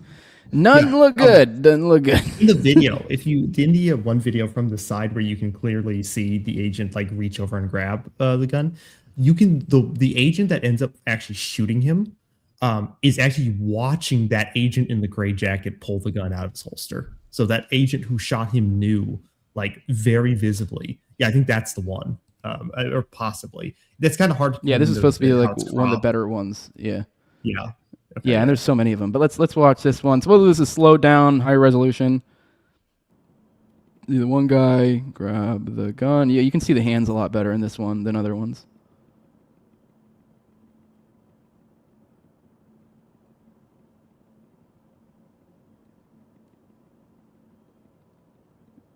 Oh, you can see. Oh, yeah, you can see it put like down to like pulling out of the holster. Yup, it's out. Oh, isn't it? So it was his back right hand side. He had it holstered, kind of like a kind of ass keister holstered kind of deal, like right by your ass, but kind of like more towards the right, or not in the right. But it was. I said left. I meant his right. His right is one of his like right hip, kind of like more towards his ass, kind of back there. 4 o'clock, 5 o'clock, somewhere around there. Yeah. So like, and that's where they pulled it from. Okay, and so you could see it. You could see it. I mean, it may not quite clear as day, but very clear. Look at the agent who pulls out his gun. He's watching the other agent disarm him, and he pulls out his gun after the agent pulls the gun out of Freddy's holster. Now, to be fair, everyone go, oh, well, this was in the moment. You're watching, fractions a second, and you're like, yeah, well, then maybe don't jump a dude with you and 6 of your buddies. Right. Yeah. Also, what does that mean? Like, you have him tackled to the ground, like 6 people on him. What do you mean you have to make a split-second decision here? He's completely surrounded by 6 agents. Yeah. All right. Let's see if there's anything more to that one that's worthwhile looking at. Because I just was like, yes, you see it pull it, then boom, right as that same moment the gun comes out. I wonder if we see him shoot too.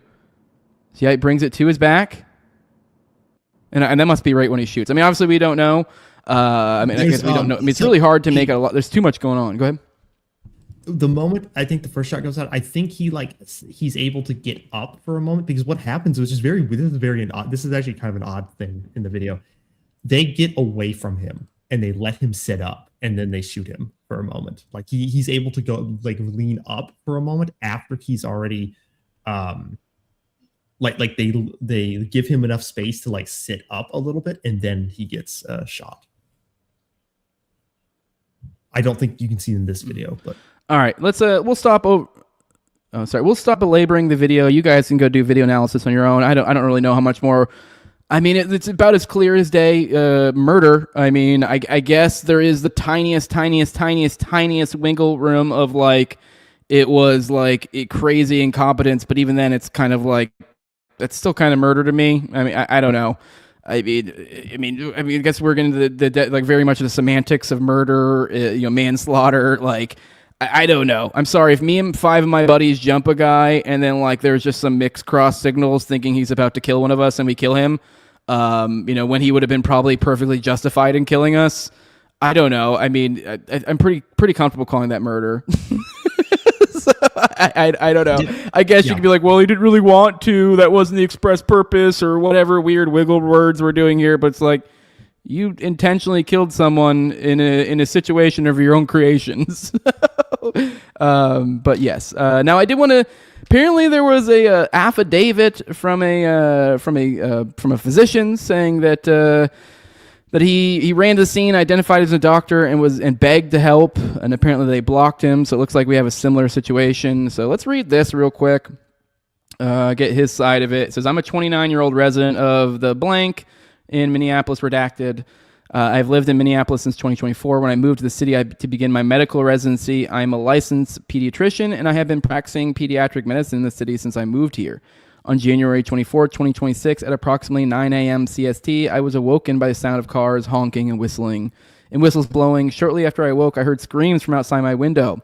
I redacted, saw several ICE agents and civilians yelling at each other. One civilian was standing in front of a parked car on the side of the road. I saw him yelling at the ICE agents, but I did not see him attack the agents or brandish a weapon of any kind. Suddenly, an ICE agent shoved him to the ground. My view of the altercation was partially obstructed, but after a few seconds, I saw at least 4 ICE agents point guns at the man. I then saw the agent shoot the man at least 6 or 7 times. Initially, I was stunned. From what I could see from my apartment, there was absolutely no need for any violence, let alone lethal force by multiple officers. I immediately put on my boots and my coat, ran outside, and approached ICE agents who were near the victim.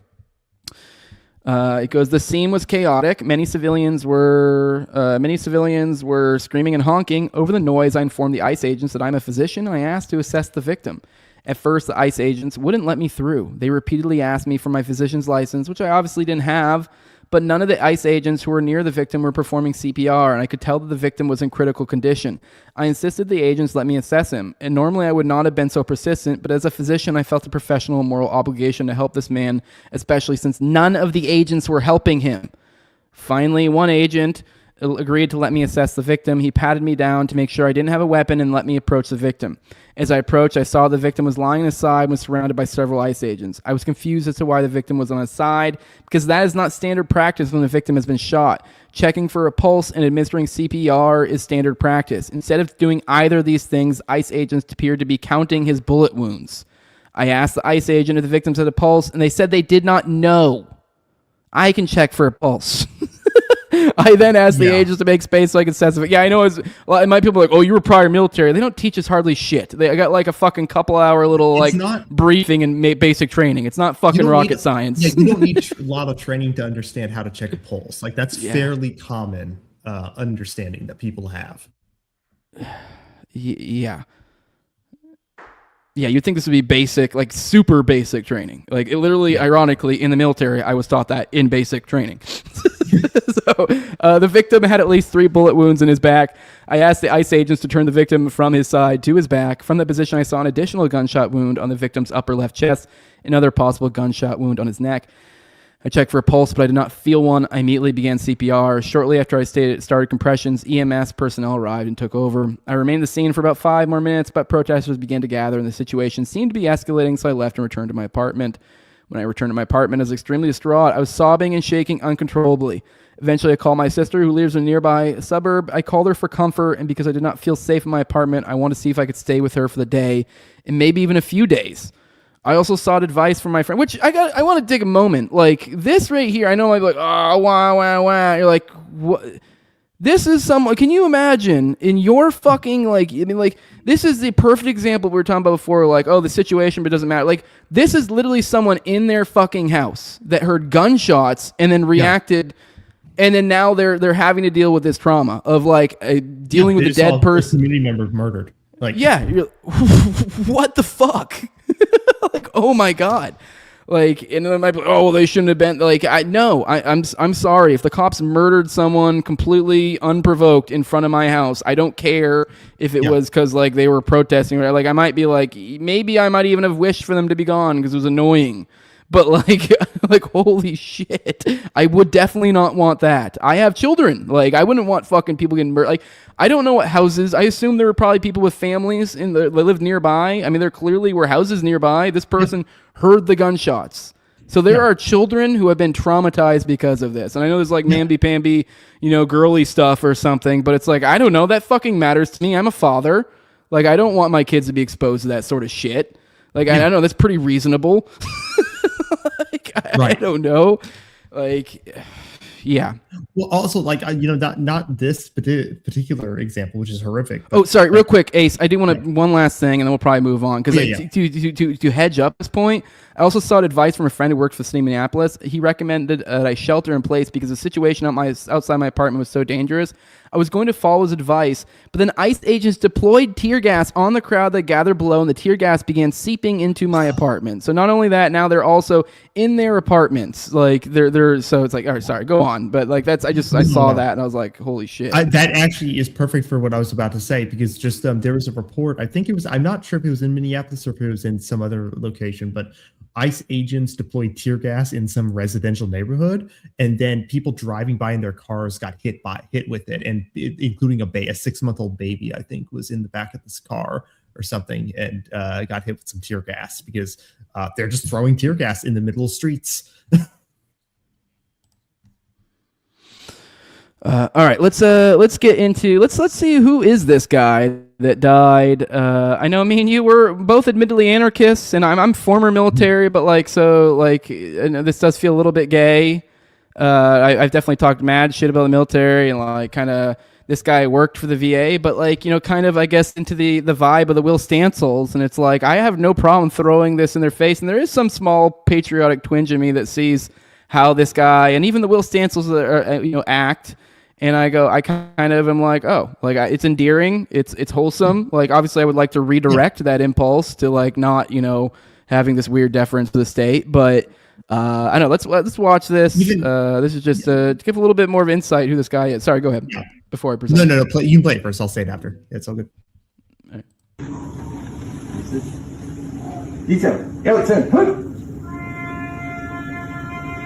Freeze in. Off.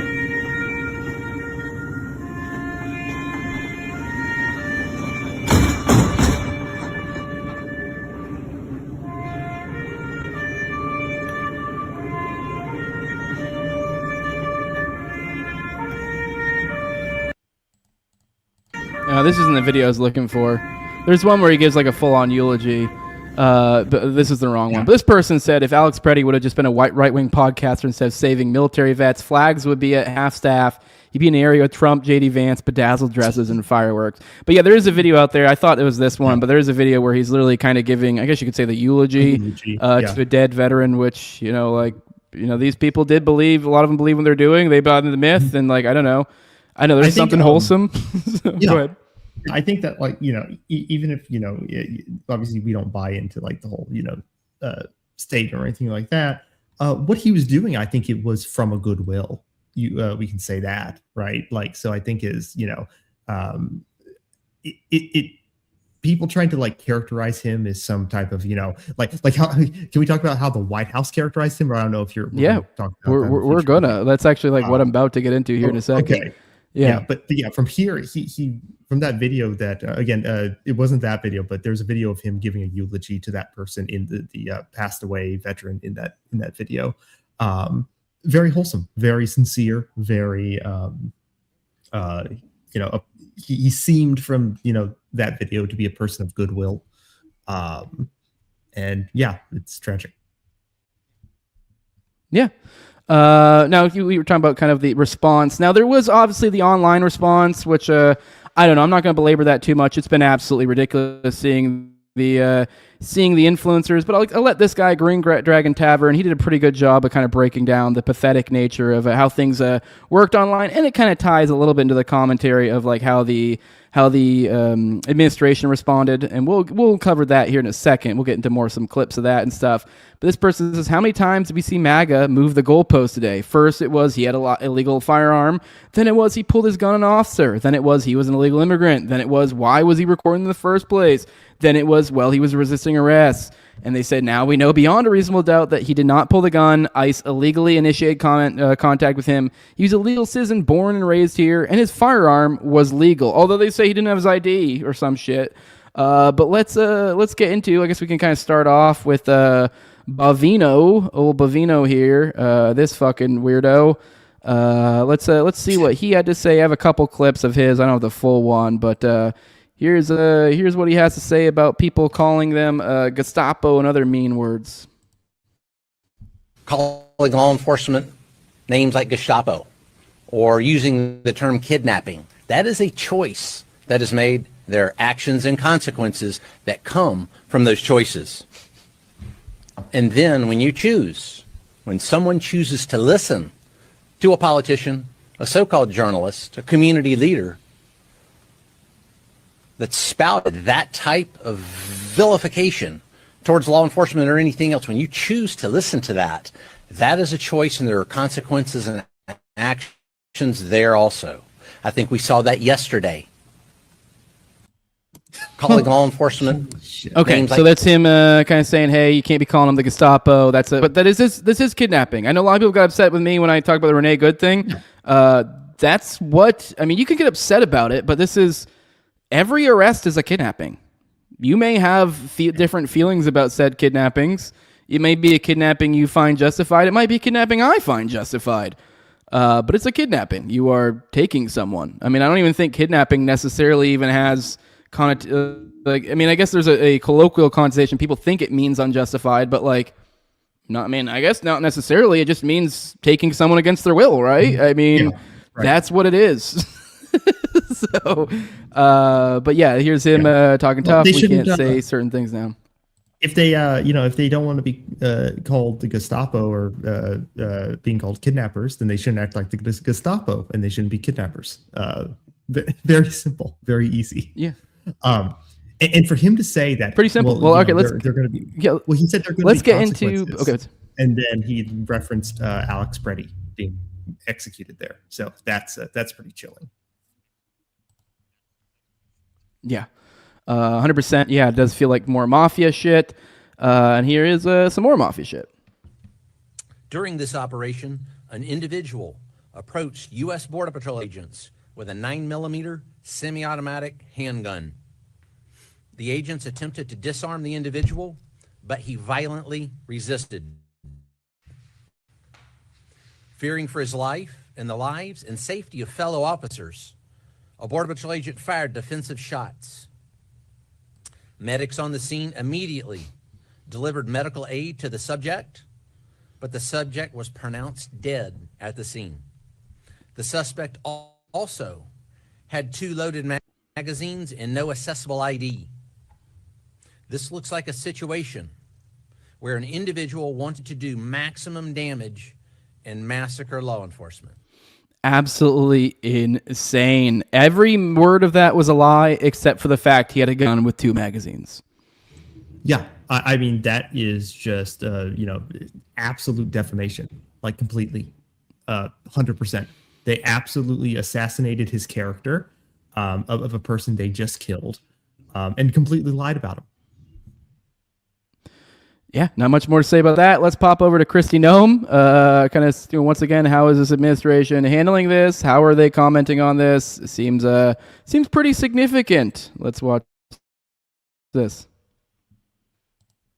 The White House has labeled the man who was killed in Minnesota as a domestic terrorist. Is that something you agree with? And have you seen any evidence to back up that claim? When you perpetuate violence against a government because of ideological reasons and for reasons to resist and perpetuate violence, that is the definition of domestic terrorism. This individual who came with weapons and ammunition to stop a law enforcement operation of federal law enforcement officers committed an act of domestic terrorism. That's the facts. Where's the evidence of his... So we have her now defining this sort of behavior as domestic terrorism. I guess you're a domestic terrorist if you are in any way vaguely impeding their investigations.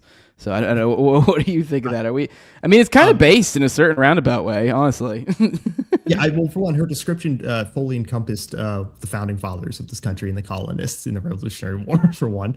But also, what he did there is that from the video, it's not clear that's at all what happened. Like, they literally, the ICE agents walk across the street. They're not in the midst of he's not like jumping in front of them when they're trying to arrest some illegal immigrant, as, cool as I think that would have been. They're literally walk across the street, push a woman to the ground. He steps in between the woman, and then they mace him, and then they tackle him to the ground. Like, everything she said there was a lie, except for the fact that he was armed.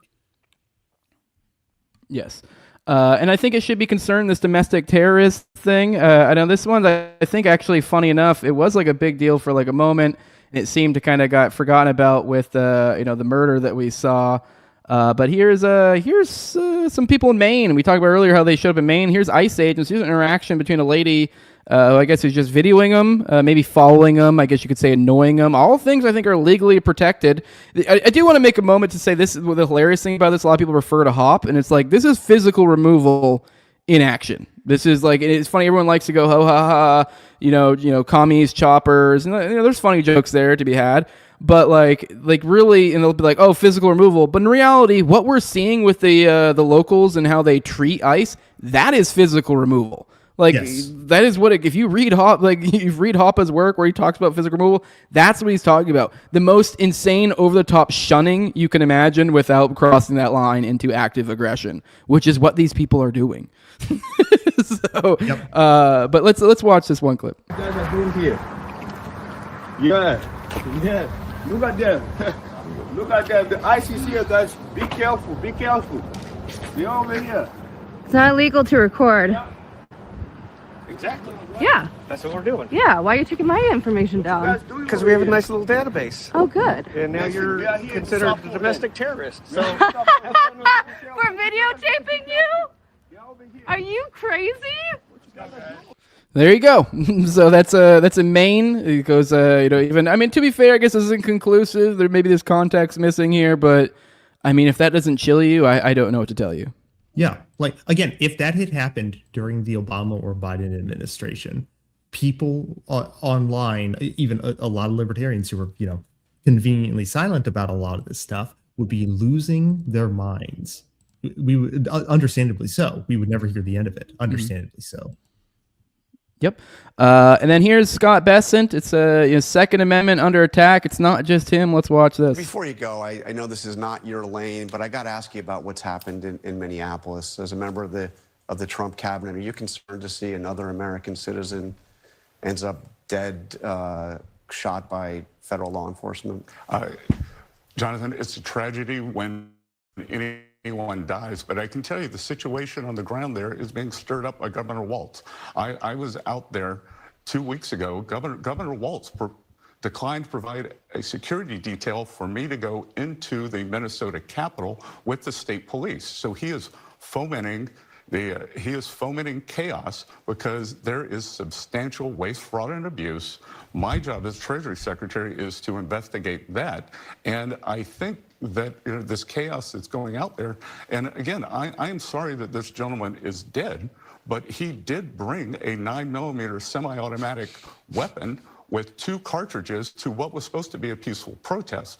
I think that there are a lot of paid agitators who are ginning things up, and the governor has not done a good job at tamping this down. Yeah, I mean, as you know, he was an ICU nurse, worked for the Veterans Administration, and there's no evidence that he brandished the gun whatsoever. In fact, it appears that he was disarmed before he brought a gun. Have you ever gone to a protest, Jonathan? I mean, we do have a Second Amendment in this country that... Jonathan, have you ever gone to a protest? I mean... have you gone to a protest? I mean, no, actually, as a reporter covering it. Okay, I've been to a protest. Yeah. Guess what? I didn't bring a gun. I brought a billboard. This is just, I don't know, I get so mad at this. This is just so fucking stupid. Like, I'm not even really like a gun chud or even like a gun guy, and I like try to like bring my gun with me everywhere. Yeah. Like, I mean, I'm almost at most times, which I mean, PSA, if anyone, any glowies out there want to fuck with me, I almost at all times usually have a gun near me. In this house, like, I could probably get to a gun very quickly. There's usually a gun around me. Like, no, I sometimes forget to put on me. It's inconvenient to put it on sometimes. Yeah. So, like, I don't always, I like to be comfortable, wear shorts. I'm not somebody who usually carries necessarily, but I usually have it near me. It's always usually around. So, like, this is just this is insane. This is yeah. If I was a protester, I would be strapped. I just would. Like, it's not even a matter of like because I had an intent. Like, nothing about me putting on a gun and leaving my house. I put out a tweet that a lot of people saw that it was like I just brought my gun to my soccer game. Is it okay to murder me? I almost burdened it a little bit rhetorically by adding in I even saw cops here. Is it okay now? But it's like what is the magical line? Like, I can't go to protests and I can't do 1A things and use 2A. Like, well, what is this? Right. Yeah, protests are can be dangerous, right? So it makes complete sense why people would want to be armed at them. And to that point, if the normal state is proposing here is that if you come to a protest or if you even approach law enforcement or you are filming them while armed in the sense of that you're carrying a gun, not brandishing, but just carrying the gun, that they then get to kill you for that. The Second Amendment's dead.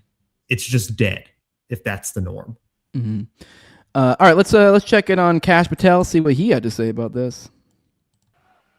As Christy said, you cannot bring a firearm loaded with multiple magazines to any sort of protest that you want. It's that simple. You don't have that right to break the law and incite violence. We will, of course, always protect your First Amendment speech. And if you peacefully protest, there is absolutely nothing wrong with that. But you have seen a trend here, not just in Minnesota, but across the country in these protests turning into violent scenarios and people attacking law enforcement. That's when you go over the line. And I guess you can't bring a loaded gun to protest now. That is incitement. I want to be very clear. Also, with that loaded gun I keep on me, there is always a magazine in it, and there's always a bullet in the chamber, and there ain't no goddamn safety. Right. So, like, yeah, you need to pull it fast. Like, if you're in a life and death situation, you need to pull the gun out fast. That makes complete sense. Why that would, yeah. You would Otherwise, why even bring it? Like, it's a concealed carry gun. It's not like the only purpose is for like a quick draw moment type thing. Like, it's not like something I'm gonna gun down a fucking. So, like, I mean, I guess you could take down some fucking, like, somebody who, like, a school shooter or somebody who's, like, a mass killer, but it's, like, if it's far more for a person to person, I'm getting mugged or type of, the fuck I am. Everything he said there was just, like, unconstitutional garbage. Like the idea that you can't take or that bringing a gun to a protest is incitement. Completely unconstitutional. Do you remember when everyone was defending Kash Patel as like a libertarian guy to get into the FBI? Do you remember that? Do you remember people were trying to say, yes, well, hey, I had close friends who were going on about, oh, these guys are one of us. And you're like, dude, are you fucking retarded? You're like, sure, and they're sort of semi-based boomer vibes. Cool. Like, it's like they're going to, the wind is going to blow just the right way, and they're going to whoop, like they're meaningless. Yeah. Right. Yeah. Yeah. There are not enough Felford Again awards I could dish out to libertarians who were trying to say that Kash Patel was, one of the good ones or something like that in the government. Yeah. And then we have these slop vendors, which, just about all of them running with, like this guy right here, Eric Doherty. Doherty, I think is how you pronounce it. The armed suspect who was shot in Minneapolis likely intended to massacre law enforcement, approaching border agents with a handgun and 2 magazines. This looks like a situation where an individual wanted to maximum. So they're just all they are is transcribbling what the elites say, and they just go with it. No thoughts, no philosophy, no nothing. Just completely wholesale buying it. Here's the photo that was shared by the White House, I believe. Like, that was literally the photo right after that. Like, oh my God, look at this! His gun sitting on the thing. Like, yeah, okay, and welcome to America, bitch. All right, we're gonna move into the next segment, the Bordertarian Crisis. We're gonna make some people upset. I do want to address this. Super chat. Free Ali says, thank you for giving your take, loving the show. Thank you. I do appreciate people like you. I'm not gonna lie to you. I mean, it's funny. Like with this next thing we're gonna say, we see some people getting some flack these days, but I'll say I'm getting flack too. But I've seen my my follows, hemorrhage or whatever. Now, if I was some fucking homo that was super occupied with that, if I didn't have other things, if my priority was my podcast, I guess, if I was like, this is my sole income or some shit, or like I define myself by it, perhaps I'd be acting very differently. But I'm not a baby back bitch like that. I don't know. So what you're getting is what I am right now. This is me. I'm being honest. I've been pretty clear about my thoughts throughout. I mean, with the border stuff, I guess I kind of was like sort of agnostic. But even then, I was kind of always like, I don't really advocate for state power. And I don't really know what it is what you guys do. And like, I can kind of see where you're coming from. But and here we are. To be me, it was kind of like this, like, well, this whole joke theory reality. It was like in theory, like a joke recently, like theory bros should now be called reality bros. And it's like, because there was this moment before where it was like in theory, yada, yada. And I'm aware of all the theory. I'm like, I knew this isn't going to work. You give the government a mandate, and it's going to play out very differently, likely, than how you want. But I had you hadn't really seen an equivocal situation, I guess, in my head that I'm like, oh, but we're literally living through the best case scenario for the Bordertarians currently, in my opinion. They may not say that, but you had a president who probably, aside from 100% being on your team, got this crazy mandate. It was about as, I don't know, this whatever that vibe you're going for that you could reasonably get, and this is what you get. So we're going to be doing a little bit of talk about the Bordertarian Crisis. Actually, never mind. I got one more before we move into. I'm sorry. I want to show Glenn Greenwald's take before we get into the Bordertarian Crisis stuff. Sorry, I did all that vamping and I wasn't even ready for the next segment. We'll pretend that we'll just rearrange in your head when you watch this later. I just did want to point out Glenn Greenwald's take. He says Matt Walsh and all these right-wing empty men who think they're avatars of uber masculinity particularly hate Alex Preddy because he exemplifies the virtues they love to extol but are too cowardly to actually embody.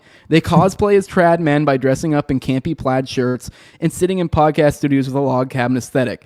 Alex Preddy went to the street to fight for causes he believed in, protected, and helped others in both how he protested. He was helping 2 women when ICE grabbed him. We watched it. And in his work as an ICU nurse, he lived the values they pretend defines them, all while they lack the courage to ever do or risk anything. He's a reminder to them of what they're not, a mirror showing their own fragility. That's why they feel vicariously strong watching ICE agents shoot him in the back and kill them. You know what? Actually, this works fine in this segment as well, too, because this kind of applies, I think, in a lot of ways, sort of to, I don't know, some of the Bordertarians, not all of them are backing off, too. Some of them are kind of being retards and doubling down.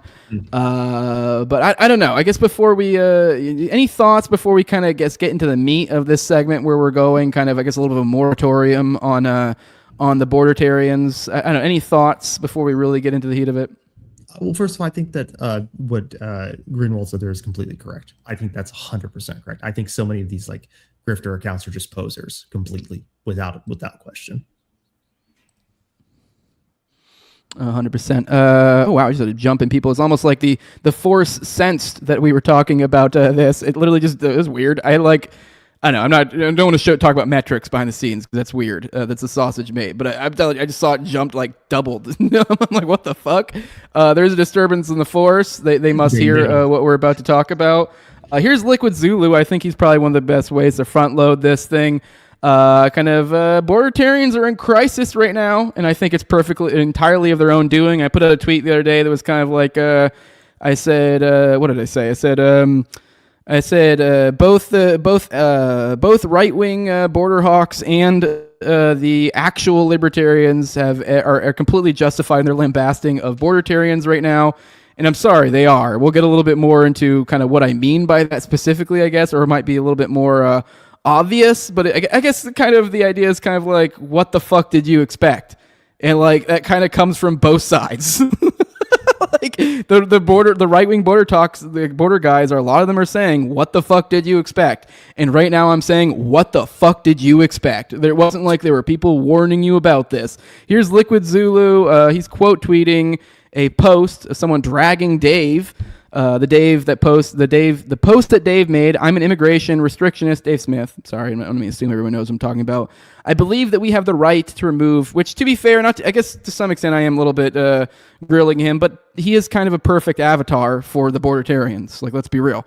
But so he says, I'm an immigration restrictionist. I believe that we have the right to remove any and all people who entered our country illegally. Also, ICE is out of fucking control. A bunch of pussies, drunk on power, going around intentionally escalating violent interactions and intimidating U.S. citizens. They create these tragic situations, and after this gigantic show of force, they won't deport a fraction of illegals who entered under Biden. This is simply not worth it. And I would say that you would contribute to creating this tragic situation, and after this gigantic show of force, you won't apologize or at least acknowledge your wrongdoing. You did it when you elected Trump. It's literally the same exact principle. Yeah. It's the same principle. You contributed towards this. And I get it. You're this didn't exactly end up like how you wanted, but it's what'd you fucking expect? I just want to point out here for a moment. Oh, real quick. Sorry. I want a little more commentary. The person says, how are these people any different than leftists? That's the post. It's got 3,000 likes. It's just some random person, dragging Dave. And then Liquid Zulu said, if only there was someone out there warning the neoprags that their alliance with the right was founded on false premises and that would inevitably fail. So, okay, off to you now, Ace. No, on Dave's argument here, because he's saying that, well, I'm an immigration restrictionist, but, these consequences are just horrible. ISIS, doing bad stuff and everything like that, yada, yada. And it's just like, imagine if I said to Dave, well, Dave, there's a lot of dictators in the world right now, and I don't, as an anarchist, don't believe they have the right to exist in the sense that they don't have a right to rule. They don't have a right to be in those positions in other countries. So therefore, I'm going to argue that the United States government should go and depose these dictators all across the world, because doing that would be a rightful activity, right? Because they don't have a right to rule. So obviously, getting the most out of those positions of power, that's a right? That would be a right, a just thing to do. Dave would, of course, come back to me and say, but that's going to lead to all these horrible consequences, right? The government's going to kill all these innocent people, and they're going to do all these terrible things, just because these people don't have a right to exist or as rulers or dictators. Ace, I don't think you get it. There's this thing called the dipshit gambit. Yeah, right, yeah. Sorry, go on. No, but Dave would obviously make fun of me, justly so, if I came out and said that. If I said, hey, well, all these other people, we don't believe in states. So obviously, if our government goes and takes down another dictator in another country, that's a good thing, obviously, because we don't believe in states. But of course, we know that the state is going to kill a bunch of innocent people. It's going to cause chaos in these other countries. It's going to lead to a horrible amount of death and destruction. But somehow, when he argues for domestic imperialism, well, oh my God, well, he didn't mean it, but he just wanted this one thing done, not the other thing. But he doesn't let neoconservatives get away with that when they say, we just wanted Saddam gone. We just wanted Saddam gone. That's it. They would correctly point out that it was their support of this policy that led to all these horrible things that happened in Iraq. So if he wants to hold the neoconservatives down, he wants to hold their feet to the fire for supporting a policy that led to all this death and destruction, then he should hold his own feet to the fire for doing the same. There's no sense in which he can blame neoconservatives for the policies they support and all the fallout, the consequences that happened as a result, and not also check himself and be like, well, all these things happened as a result of the policies I supported. Yeah. Whoa, you don't understand. Like, what I wanted was moderate rebels to take over and the country to stabilize. I don't think you understand that. Like, I don't think you get what I wanted. Like, right. Yeah, which, okay, let's hone in a little bit. I think this is another good example of kind of exactly what we're getting at. And honestly, this is, I guess, a little bit, a lot of people have been giving me shit like, oh, you're burning bridges. Oh, why are you out here doing this? And you're like, because I kind of did shit a lot on Dave Smith and Heist recently for the reasons we pointed out. But frankly, it was the absurd, blatant, over-the-top dishonesty that I just, and I did it buried in replies, not intending to put him on blast. And he still was a bitch about it. So I'll show you. Here's Will Chamberlain, kind of further this point, now an actual, not just some random, now an actual, political commentator out there. He says, I'm an immigration restrictionist until someone tries to actually restrict immigration. This time, quote, tweeting the same tweet from before. Dave goes, nah, that's stupid. As critical as I've been on Trump lately, I'm consistently giving him a lot of credit for securing the border, which is by definition restricting immigration. Another dumb point, try again, which... that's not all he asked. He said that's not all he said was securing the border. Which even then, I guess to my point before, if you were just creating some sort of defensive, we're going to treat this like a border and you shall not pass, we'd probably still say it's unjust, but it's a lot different than what we're seeing. So I'd be a little bit more okay, whatever, maybe let that one slide. Here's Monhop, says, so reality has smacked you in the face with a fucking sledgehammer, and still you double down that you were right all along. Let's see, and he shared a video, which, I mean, this one I will give, I mentioned, I think we talked about this before, actually, privately. I was like, there's a little bit of a weasel out of it for him here, but let's watch this. I think by the end of this thread, you see there's no weaseling out of our point, but let's watch this clip real quick. Of course, the audio's not working. Give me a second. 1 second. Of course, the audio's out. All right, here we go. It's back up now. Here we go. All right, let's play this audio. This is a little clip. I'm not sure what this is from. Maybe this is from Zulu's video, perhaps. So it's a little bit salacious, granted. But let's watch. These are things he said. I've checked them out further. You know, the quotes are about to get. I've seen, I think, some of the larger context. It doesn't really save it here before they anyone tries to act like it does. But let's play this. Take our fucking entire military and put them on our border and secure our border. I'm for shutting this shit down by any means necessary. Now, okay, then that's developed. Okay, so we got two. Let's be real. Two, phrases you can kind of hang someone on. You got by any means necessary, and put the entire military on the southern border. Which I can tell you, as someone who's in the military, holy fucking shit, what a nightmare that would be. But I don't know. Maybe there was a little bit like hyperbole and kind of like what I was talking about before, and kind of just having some sort of force there. I guess as we kind of already do, maybe a little bit more expanded, a little better, whatever. If you want to create some sort of, essentially a force field, and that's the extent of your scope. I mean, whatever. I don't agree with it, but like, whatever. There's I'm not going to complain about it. There's a common saying in the anti-war space that the empire always comes home, and maybe Dave thought that was a good thing instead of a warning. Yeah, so here we go. Yeah, it's like, we'll just put our war fighters, at home. Yeah, that'll, maybe just abolish them. What is even this, like, I don't know. What is even this idea? Why are we fighting for, I know everyone's like, oh, we gotta have a military. I was in the military. No, you don't. I mean, I guess there's a lot of military. I mean, I guess there's a lot of other military members to say otherwise, but it's like, I don't know. I don't really know how you can, seriously say you really need it as spending any sort of significant time in the military. Then Dave goes, no, I actually disproved his claim. I genuinely think you're too stupid to follow along. So now leaning to insults, Monhop goes, I'm too stupid to follow along. You advocated for everything that's happening right now 6 months ago.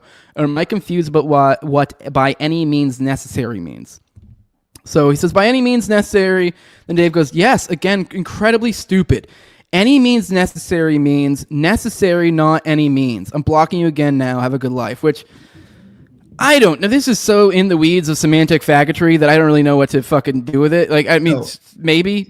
What he's saying is that any means that are necessary in order to get the immigrants out are what he would support. Which, by mind you, that's an incredible claim by him. Yeah. That alone, right? So he's trying to say, well, I wouldn't support any means. I would just support any means that were necessary to get the immigrants out. You're making necessary do a lot of work that I don't think it really does. Well, also, what if you had some libertarian who was like, you know what? These ICE agents are thugs, and I'm going to hide illegal immigrants in my home, and I'm not going to let them take my neighbors or something like that.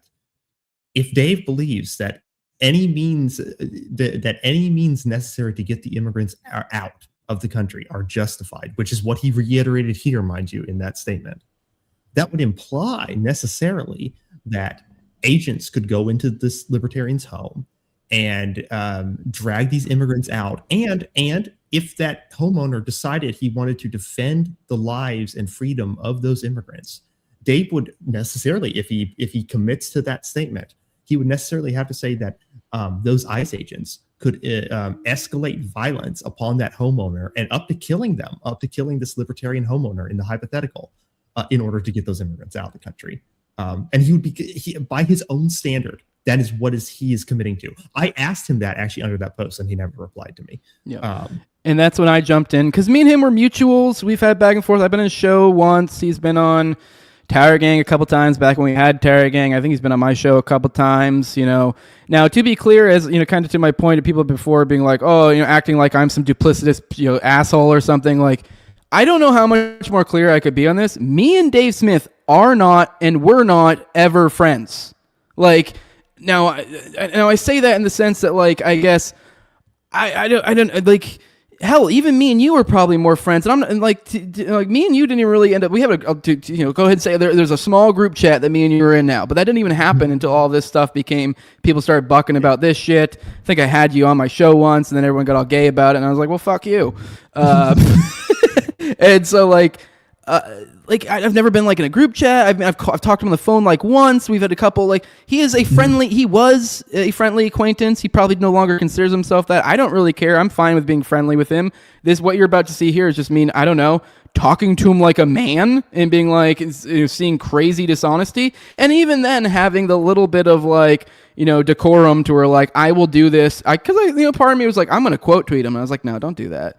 Cause I could have quote tweeted him, but I was like, me and him had some level of rapport. Whatever little bit I felt like there was honor bound to whatever that was to me, like, oh, I'll try to keep this at a minimum. And if he chooses to escalate, that's on him.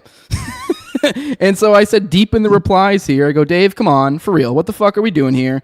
You can block and name call. You might threaten to block Monhop for pointing out something perfectly rational. Although, like, I guess you can weasel out and play Jew semantic tricks to get out of it. But he said, you can block and name call, but this is you, in your own words. Obviously, you weren't calling for the way things have played out, but you were fully aware this was a strong likelihood, as you yourself stated.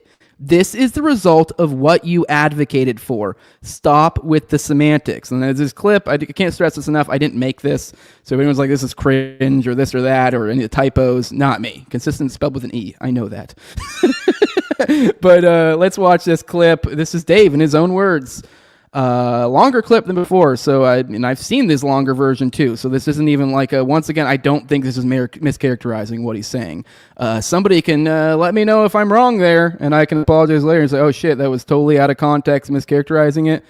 But this is what I'm about to show you is what he said, and like, this is what I'm talking about, what we're about to watch when I say the right-wingers, the border hawks, and the actual libertarians are completely legitimate in fucking ridiculing him.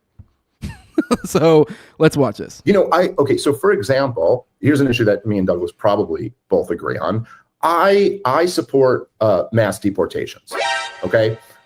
We have people that are stupid. It's an issue that I've grappled with over the years, but at this point, I do think I think people who entered our country illegally do not have a right to be here.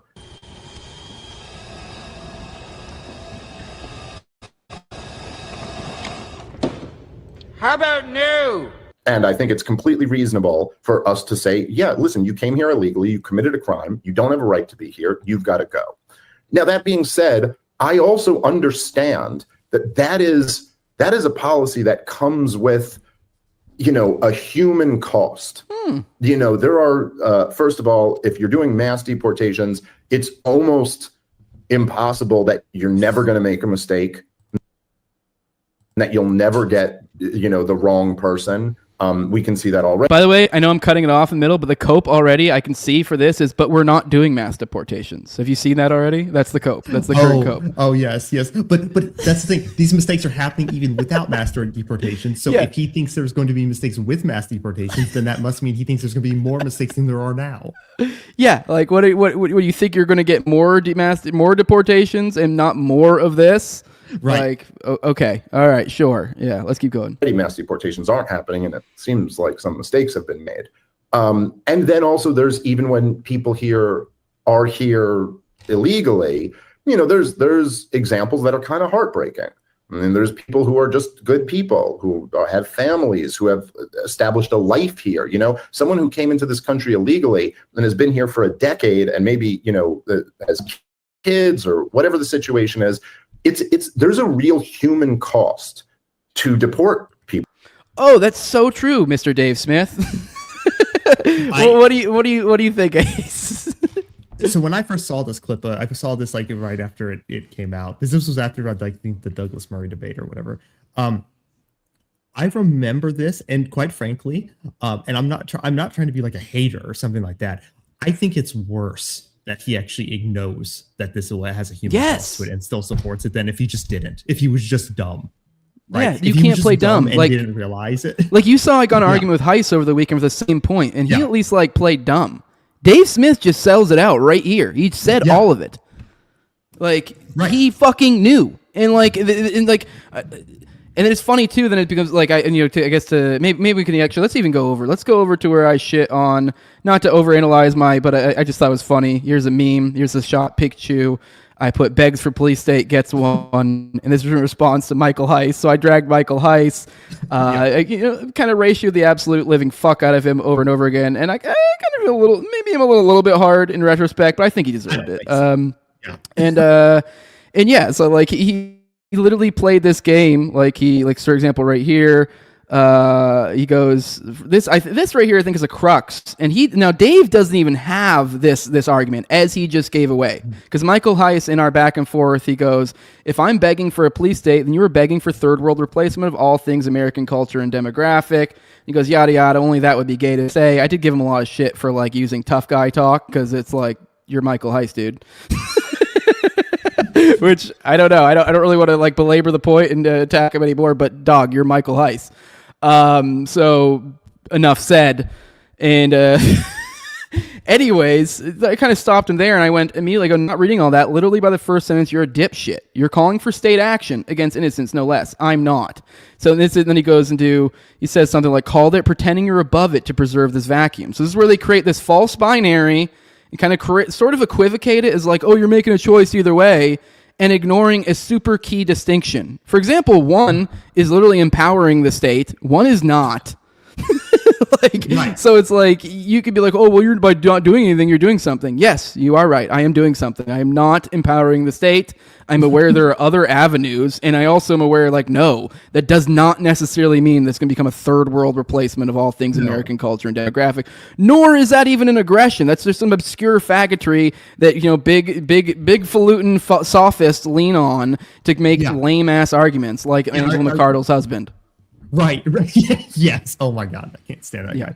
Yeah, exactly. Like, for one, I don't think that's true at all. The people who always say that it's going to lead to the American culture going away or like demographic replacement, they just assert it. They never actually give a strong argument for it. I've never seen a strong argument for why this is the case.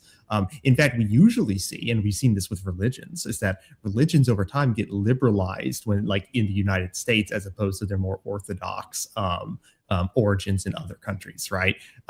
So we normally see, these liberal values that America, supposedly has, integrated into people after they've sort of lived here for a while. That's just traditionally what happens. So one, that's scaremongering. Two, I'm a libertarian. I care first and foremost about justice and not for other concerns. That's not to say I don't have other concerns, but it's just to say that first and foremost, if you're trying to sell me on this as a libertarian, you have to sell it on to me through libertarian means, and not through, but bad thing could happen. Bad thing I don't like could happen.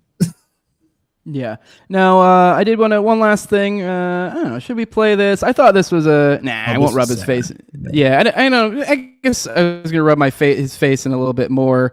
Here's more real human cost. Here is a story of a father who was doing all his immigration check-ins and had no criminal record, according to Ryan Grimm. He said he's one of the heroic parents who dedicated his life to taking care of his disabled son, whom he was told would not live past 5 without a miracle. As his son said, his father was his miracle, and he lived a meaningful, well-loved life deep into adulthood. Then ICE snatched his father, and his son, as predicted, died without him. ICE did not let him attend the funeral. Here's a video. You guys can go watch it on your own. It's really sad. I'm not going to lie. It teared me up a little bit. Now, who knows? Maybe this isn't entirely true, but like, I don't know. Everyone's like, oh, this is bullshit, which I don't know. I think if Ryan Grimm's already commenting on it, I saw this reported like a couple days ago. I think it's probably legit at this point if he's saying anything about it. I saw it from a bunch of different sources, yeah. Yeah, so I think it's legit. So here's literally disabled guy, which then everyone obviously assumes they know everything about the situation. They assume he was probably on some sort of government welfare. I don't know. Maybe he was, utilizing our medical stuff.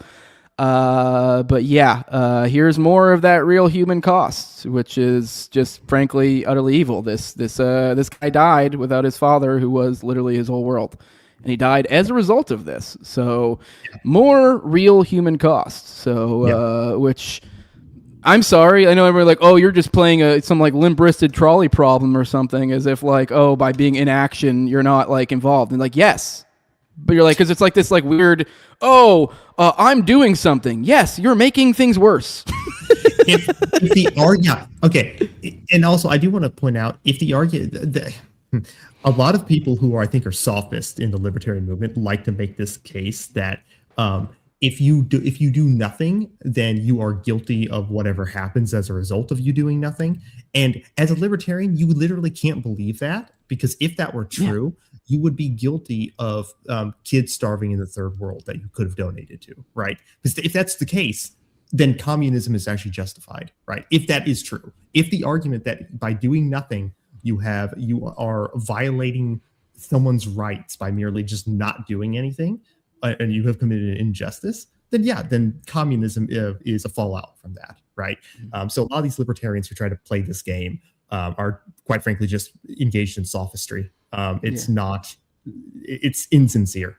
And also going back to what Dave said there, again, first, there's a, people don't have to agree with Samuel Konkin, but Konkin has this great piece. I think it's in a video. There's a video online called what is a libertarian or something like that. And he's talking about criticisms of libertarians essentially embedding themselves into the state. And he's like, okay, well, first, we'll have a libertarian policeman or a libertarian city council member, and then we'll have the libertarian jailer, and then we'll have the libertarian executioner who executes the libertarian who broke the law. And it's sort of along this line of just like, okay, if you are going to argue like this, you're eventually going to put yourself in a position where, like Dave is, where he's admitting that there's going to be a human cost, and he believes that the immigrants should be out of here by any means necessary to get them out, and that includes potentially killing a libertarian who's trying to defend the immigrants. So that is the position. Like, whether Dave wants to admit that in those explicit terms or not, that is the fallout from what he's saying. Yeah. Now, I guess, as I said, I do feel, maybe saying I feel bad is the wrong way to say it. I do think it was well deserved. But you have it between the Heises and even the Daves. I put a tweet here. I go, I know I just shit all over him, but I'm kind of here for a Heist redemption arc.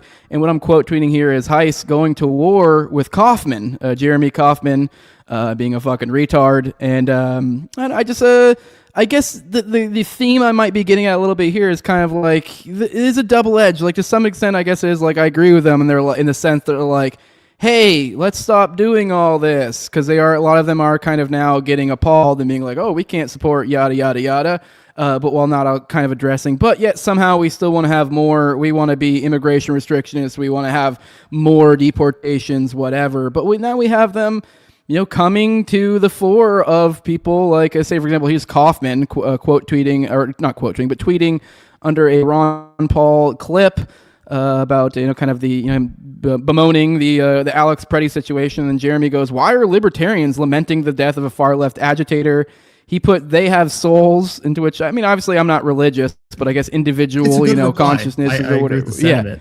Yeah. And then I go, and/or are capable of second order thinking, maybe even beyond. This is just so stupid. The right is currently profusely stating how they want libertarians dead for daring object to state-sanctioned murder, and this is certain to usher the left back into political power. High time preference behavior to the max on display here. So, like, it's funny, I chimped out on him. I completely, I did kind of eviscerate him online. But as I guess to some extent, as I said, he's a little bit, I can give him actually a little bit more leeway, funny enough, than Dave, despite the fact I had far more ire for Mike than I had Dave before all of this. But he kind of took it, I guess, and didn't really, never really gave up the goat that he knew. So he was kind of arguing retardation, like, how could I have known this would happen?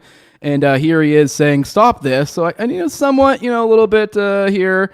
But at the same time, it is like this dilemma where, like, as this person points out here, they go, is this even a deviation? And he goes, same with Dave. And he goes, it seems you've been assuming this whole time they cheer on the worst version of deportation because they saw opportunity in Trump.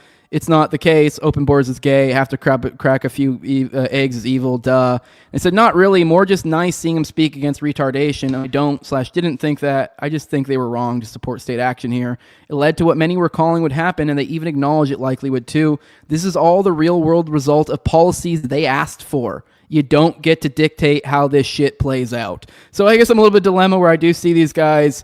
I guess part of me is like, you do feel like, we're riding a weird line here, because it is like, I do want to kind of come to their aid and be like, yeah, you're right, fuck Matt Walsh. Although, let's be real, they're just trying to suck his asshole right now.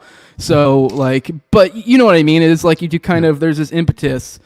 But I don't know, in the world of signaling and counter signaling, I feel like, at least with Dave, he's made his bed. Maybe, at least if we're looking at just simple counter signaling and signaling here, I would say, good on you, Heist. I'm ready for a redemption arc. Now, maybe other Bordertarians could take the lead. Maybe question the underlying beliefs here a little bit, because I don't really even know how you got here.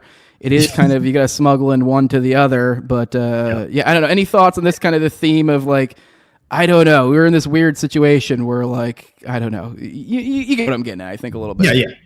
Well, at first, I want to make a little comment about what Jeremy's comment said there. One, if we're just going to be the type of people who think that, well, it's only tragic when libertarians die or something like that. Okay, Jeremy, that applies to you. Yeah, you're not a libertarian. What are you? It's like if the state just goes and caps you tomorrow. It's like, oh, by his own standards, like, okay, well, he wasn't a libertarian, so who cares? But no, that is just like the whole thing about I think there are different Bordertarian factions. Obviously, some are more hardline than others. So I think you can be the type of Bordertarian who maybe you want you wanted it more like Obama's deportations, right? Because there is something unique with the Trump administration's deportations where they do seem to be more cruel, right? And it seems to be sated brutality for brutality's sake and for show, almost to feed red meat for his fan base, really. And so you can be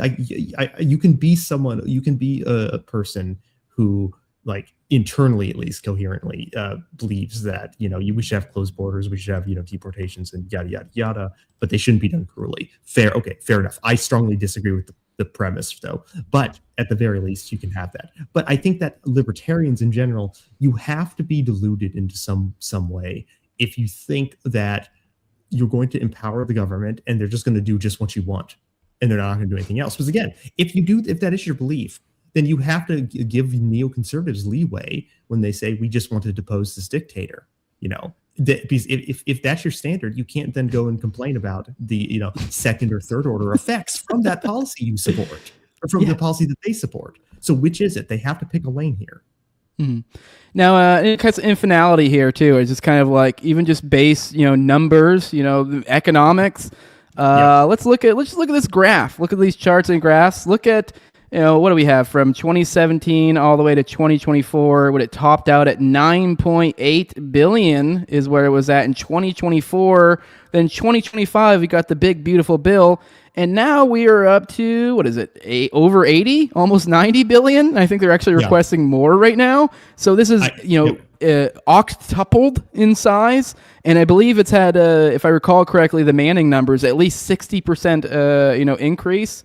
Or 60% more. It's not an increase. So 60%. So it's over doubled the ICE has in the past year. So once again, even if you were getting what you fucking wanted, even if you got what you supposedly were asking for, at what cost? Everyone refers to HOPA. In the beginning of HOPA, it goes into incentives.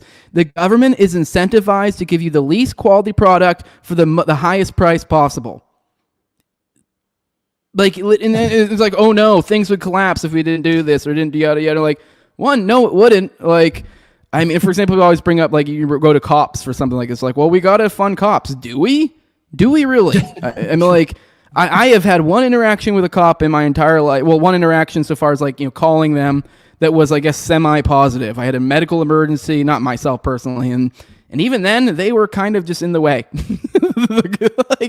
Aside from that, I've had only interactions with cops were getting pulled over for minor traffic infractions and being a complete hassle on my fucking life. So, and I get robbed for this So yes, I actually would be incredibly comfortable if there was a button that got rid of cops in my area.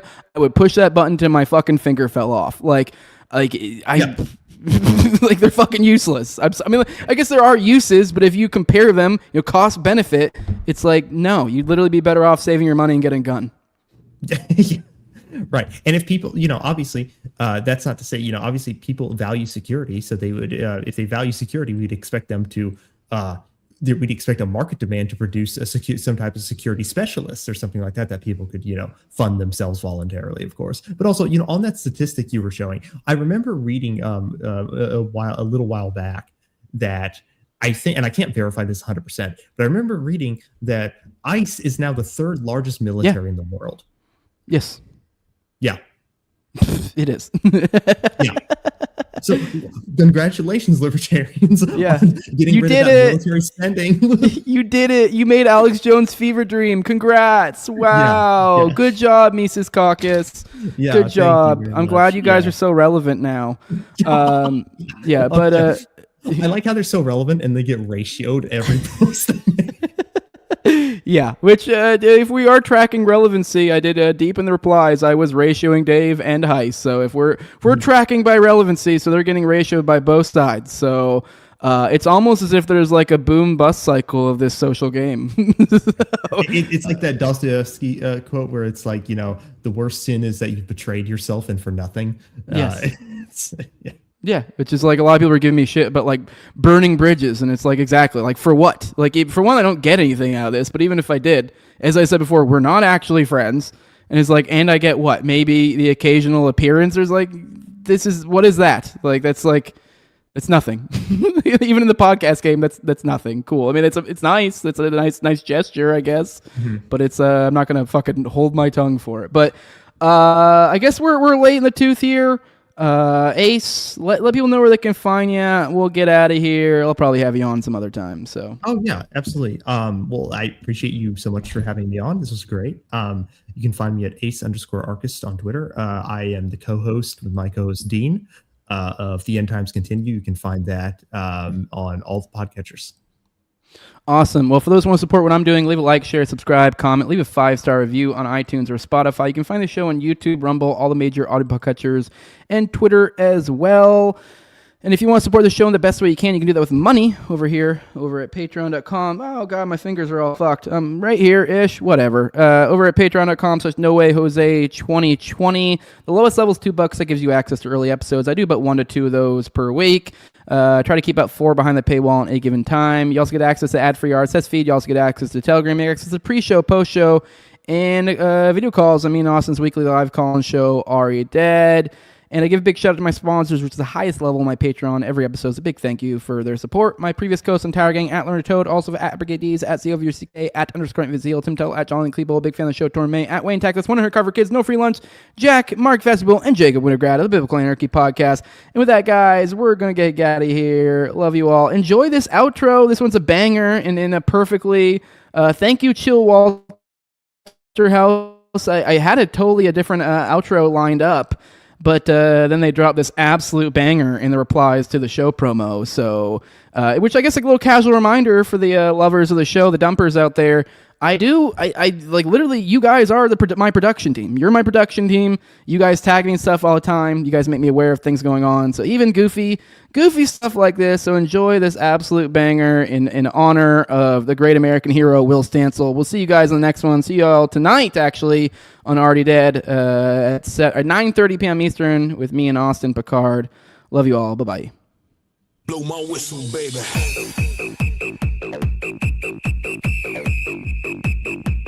Blow my whistle, baby.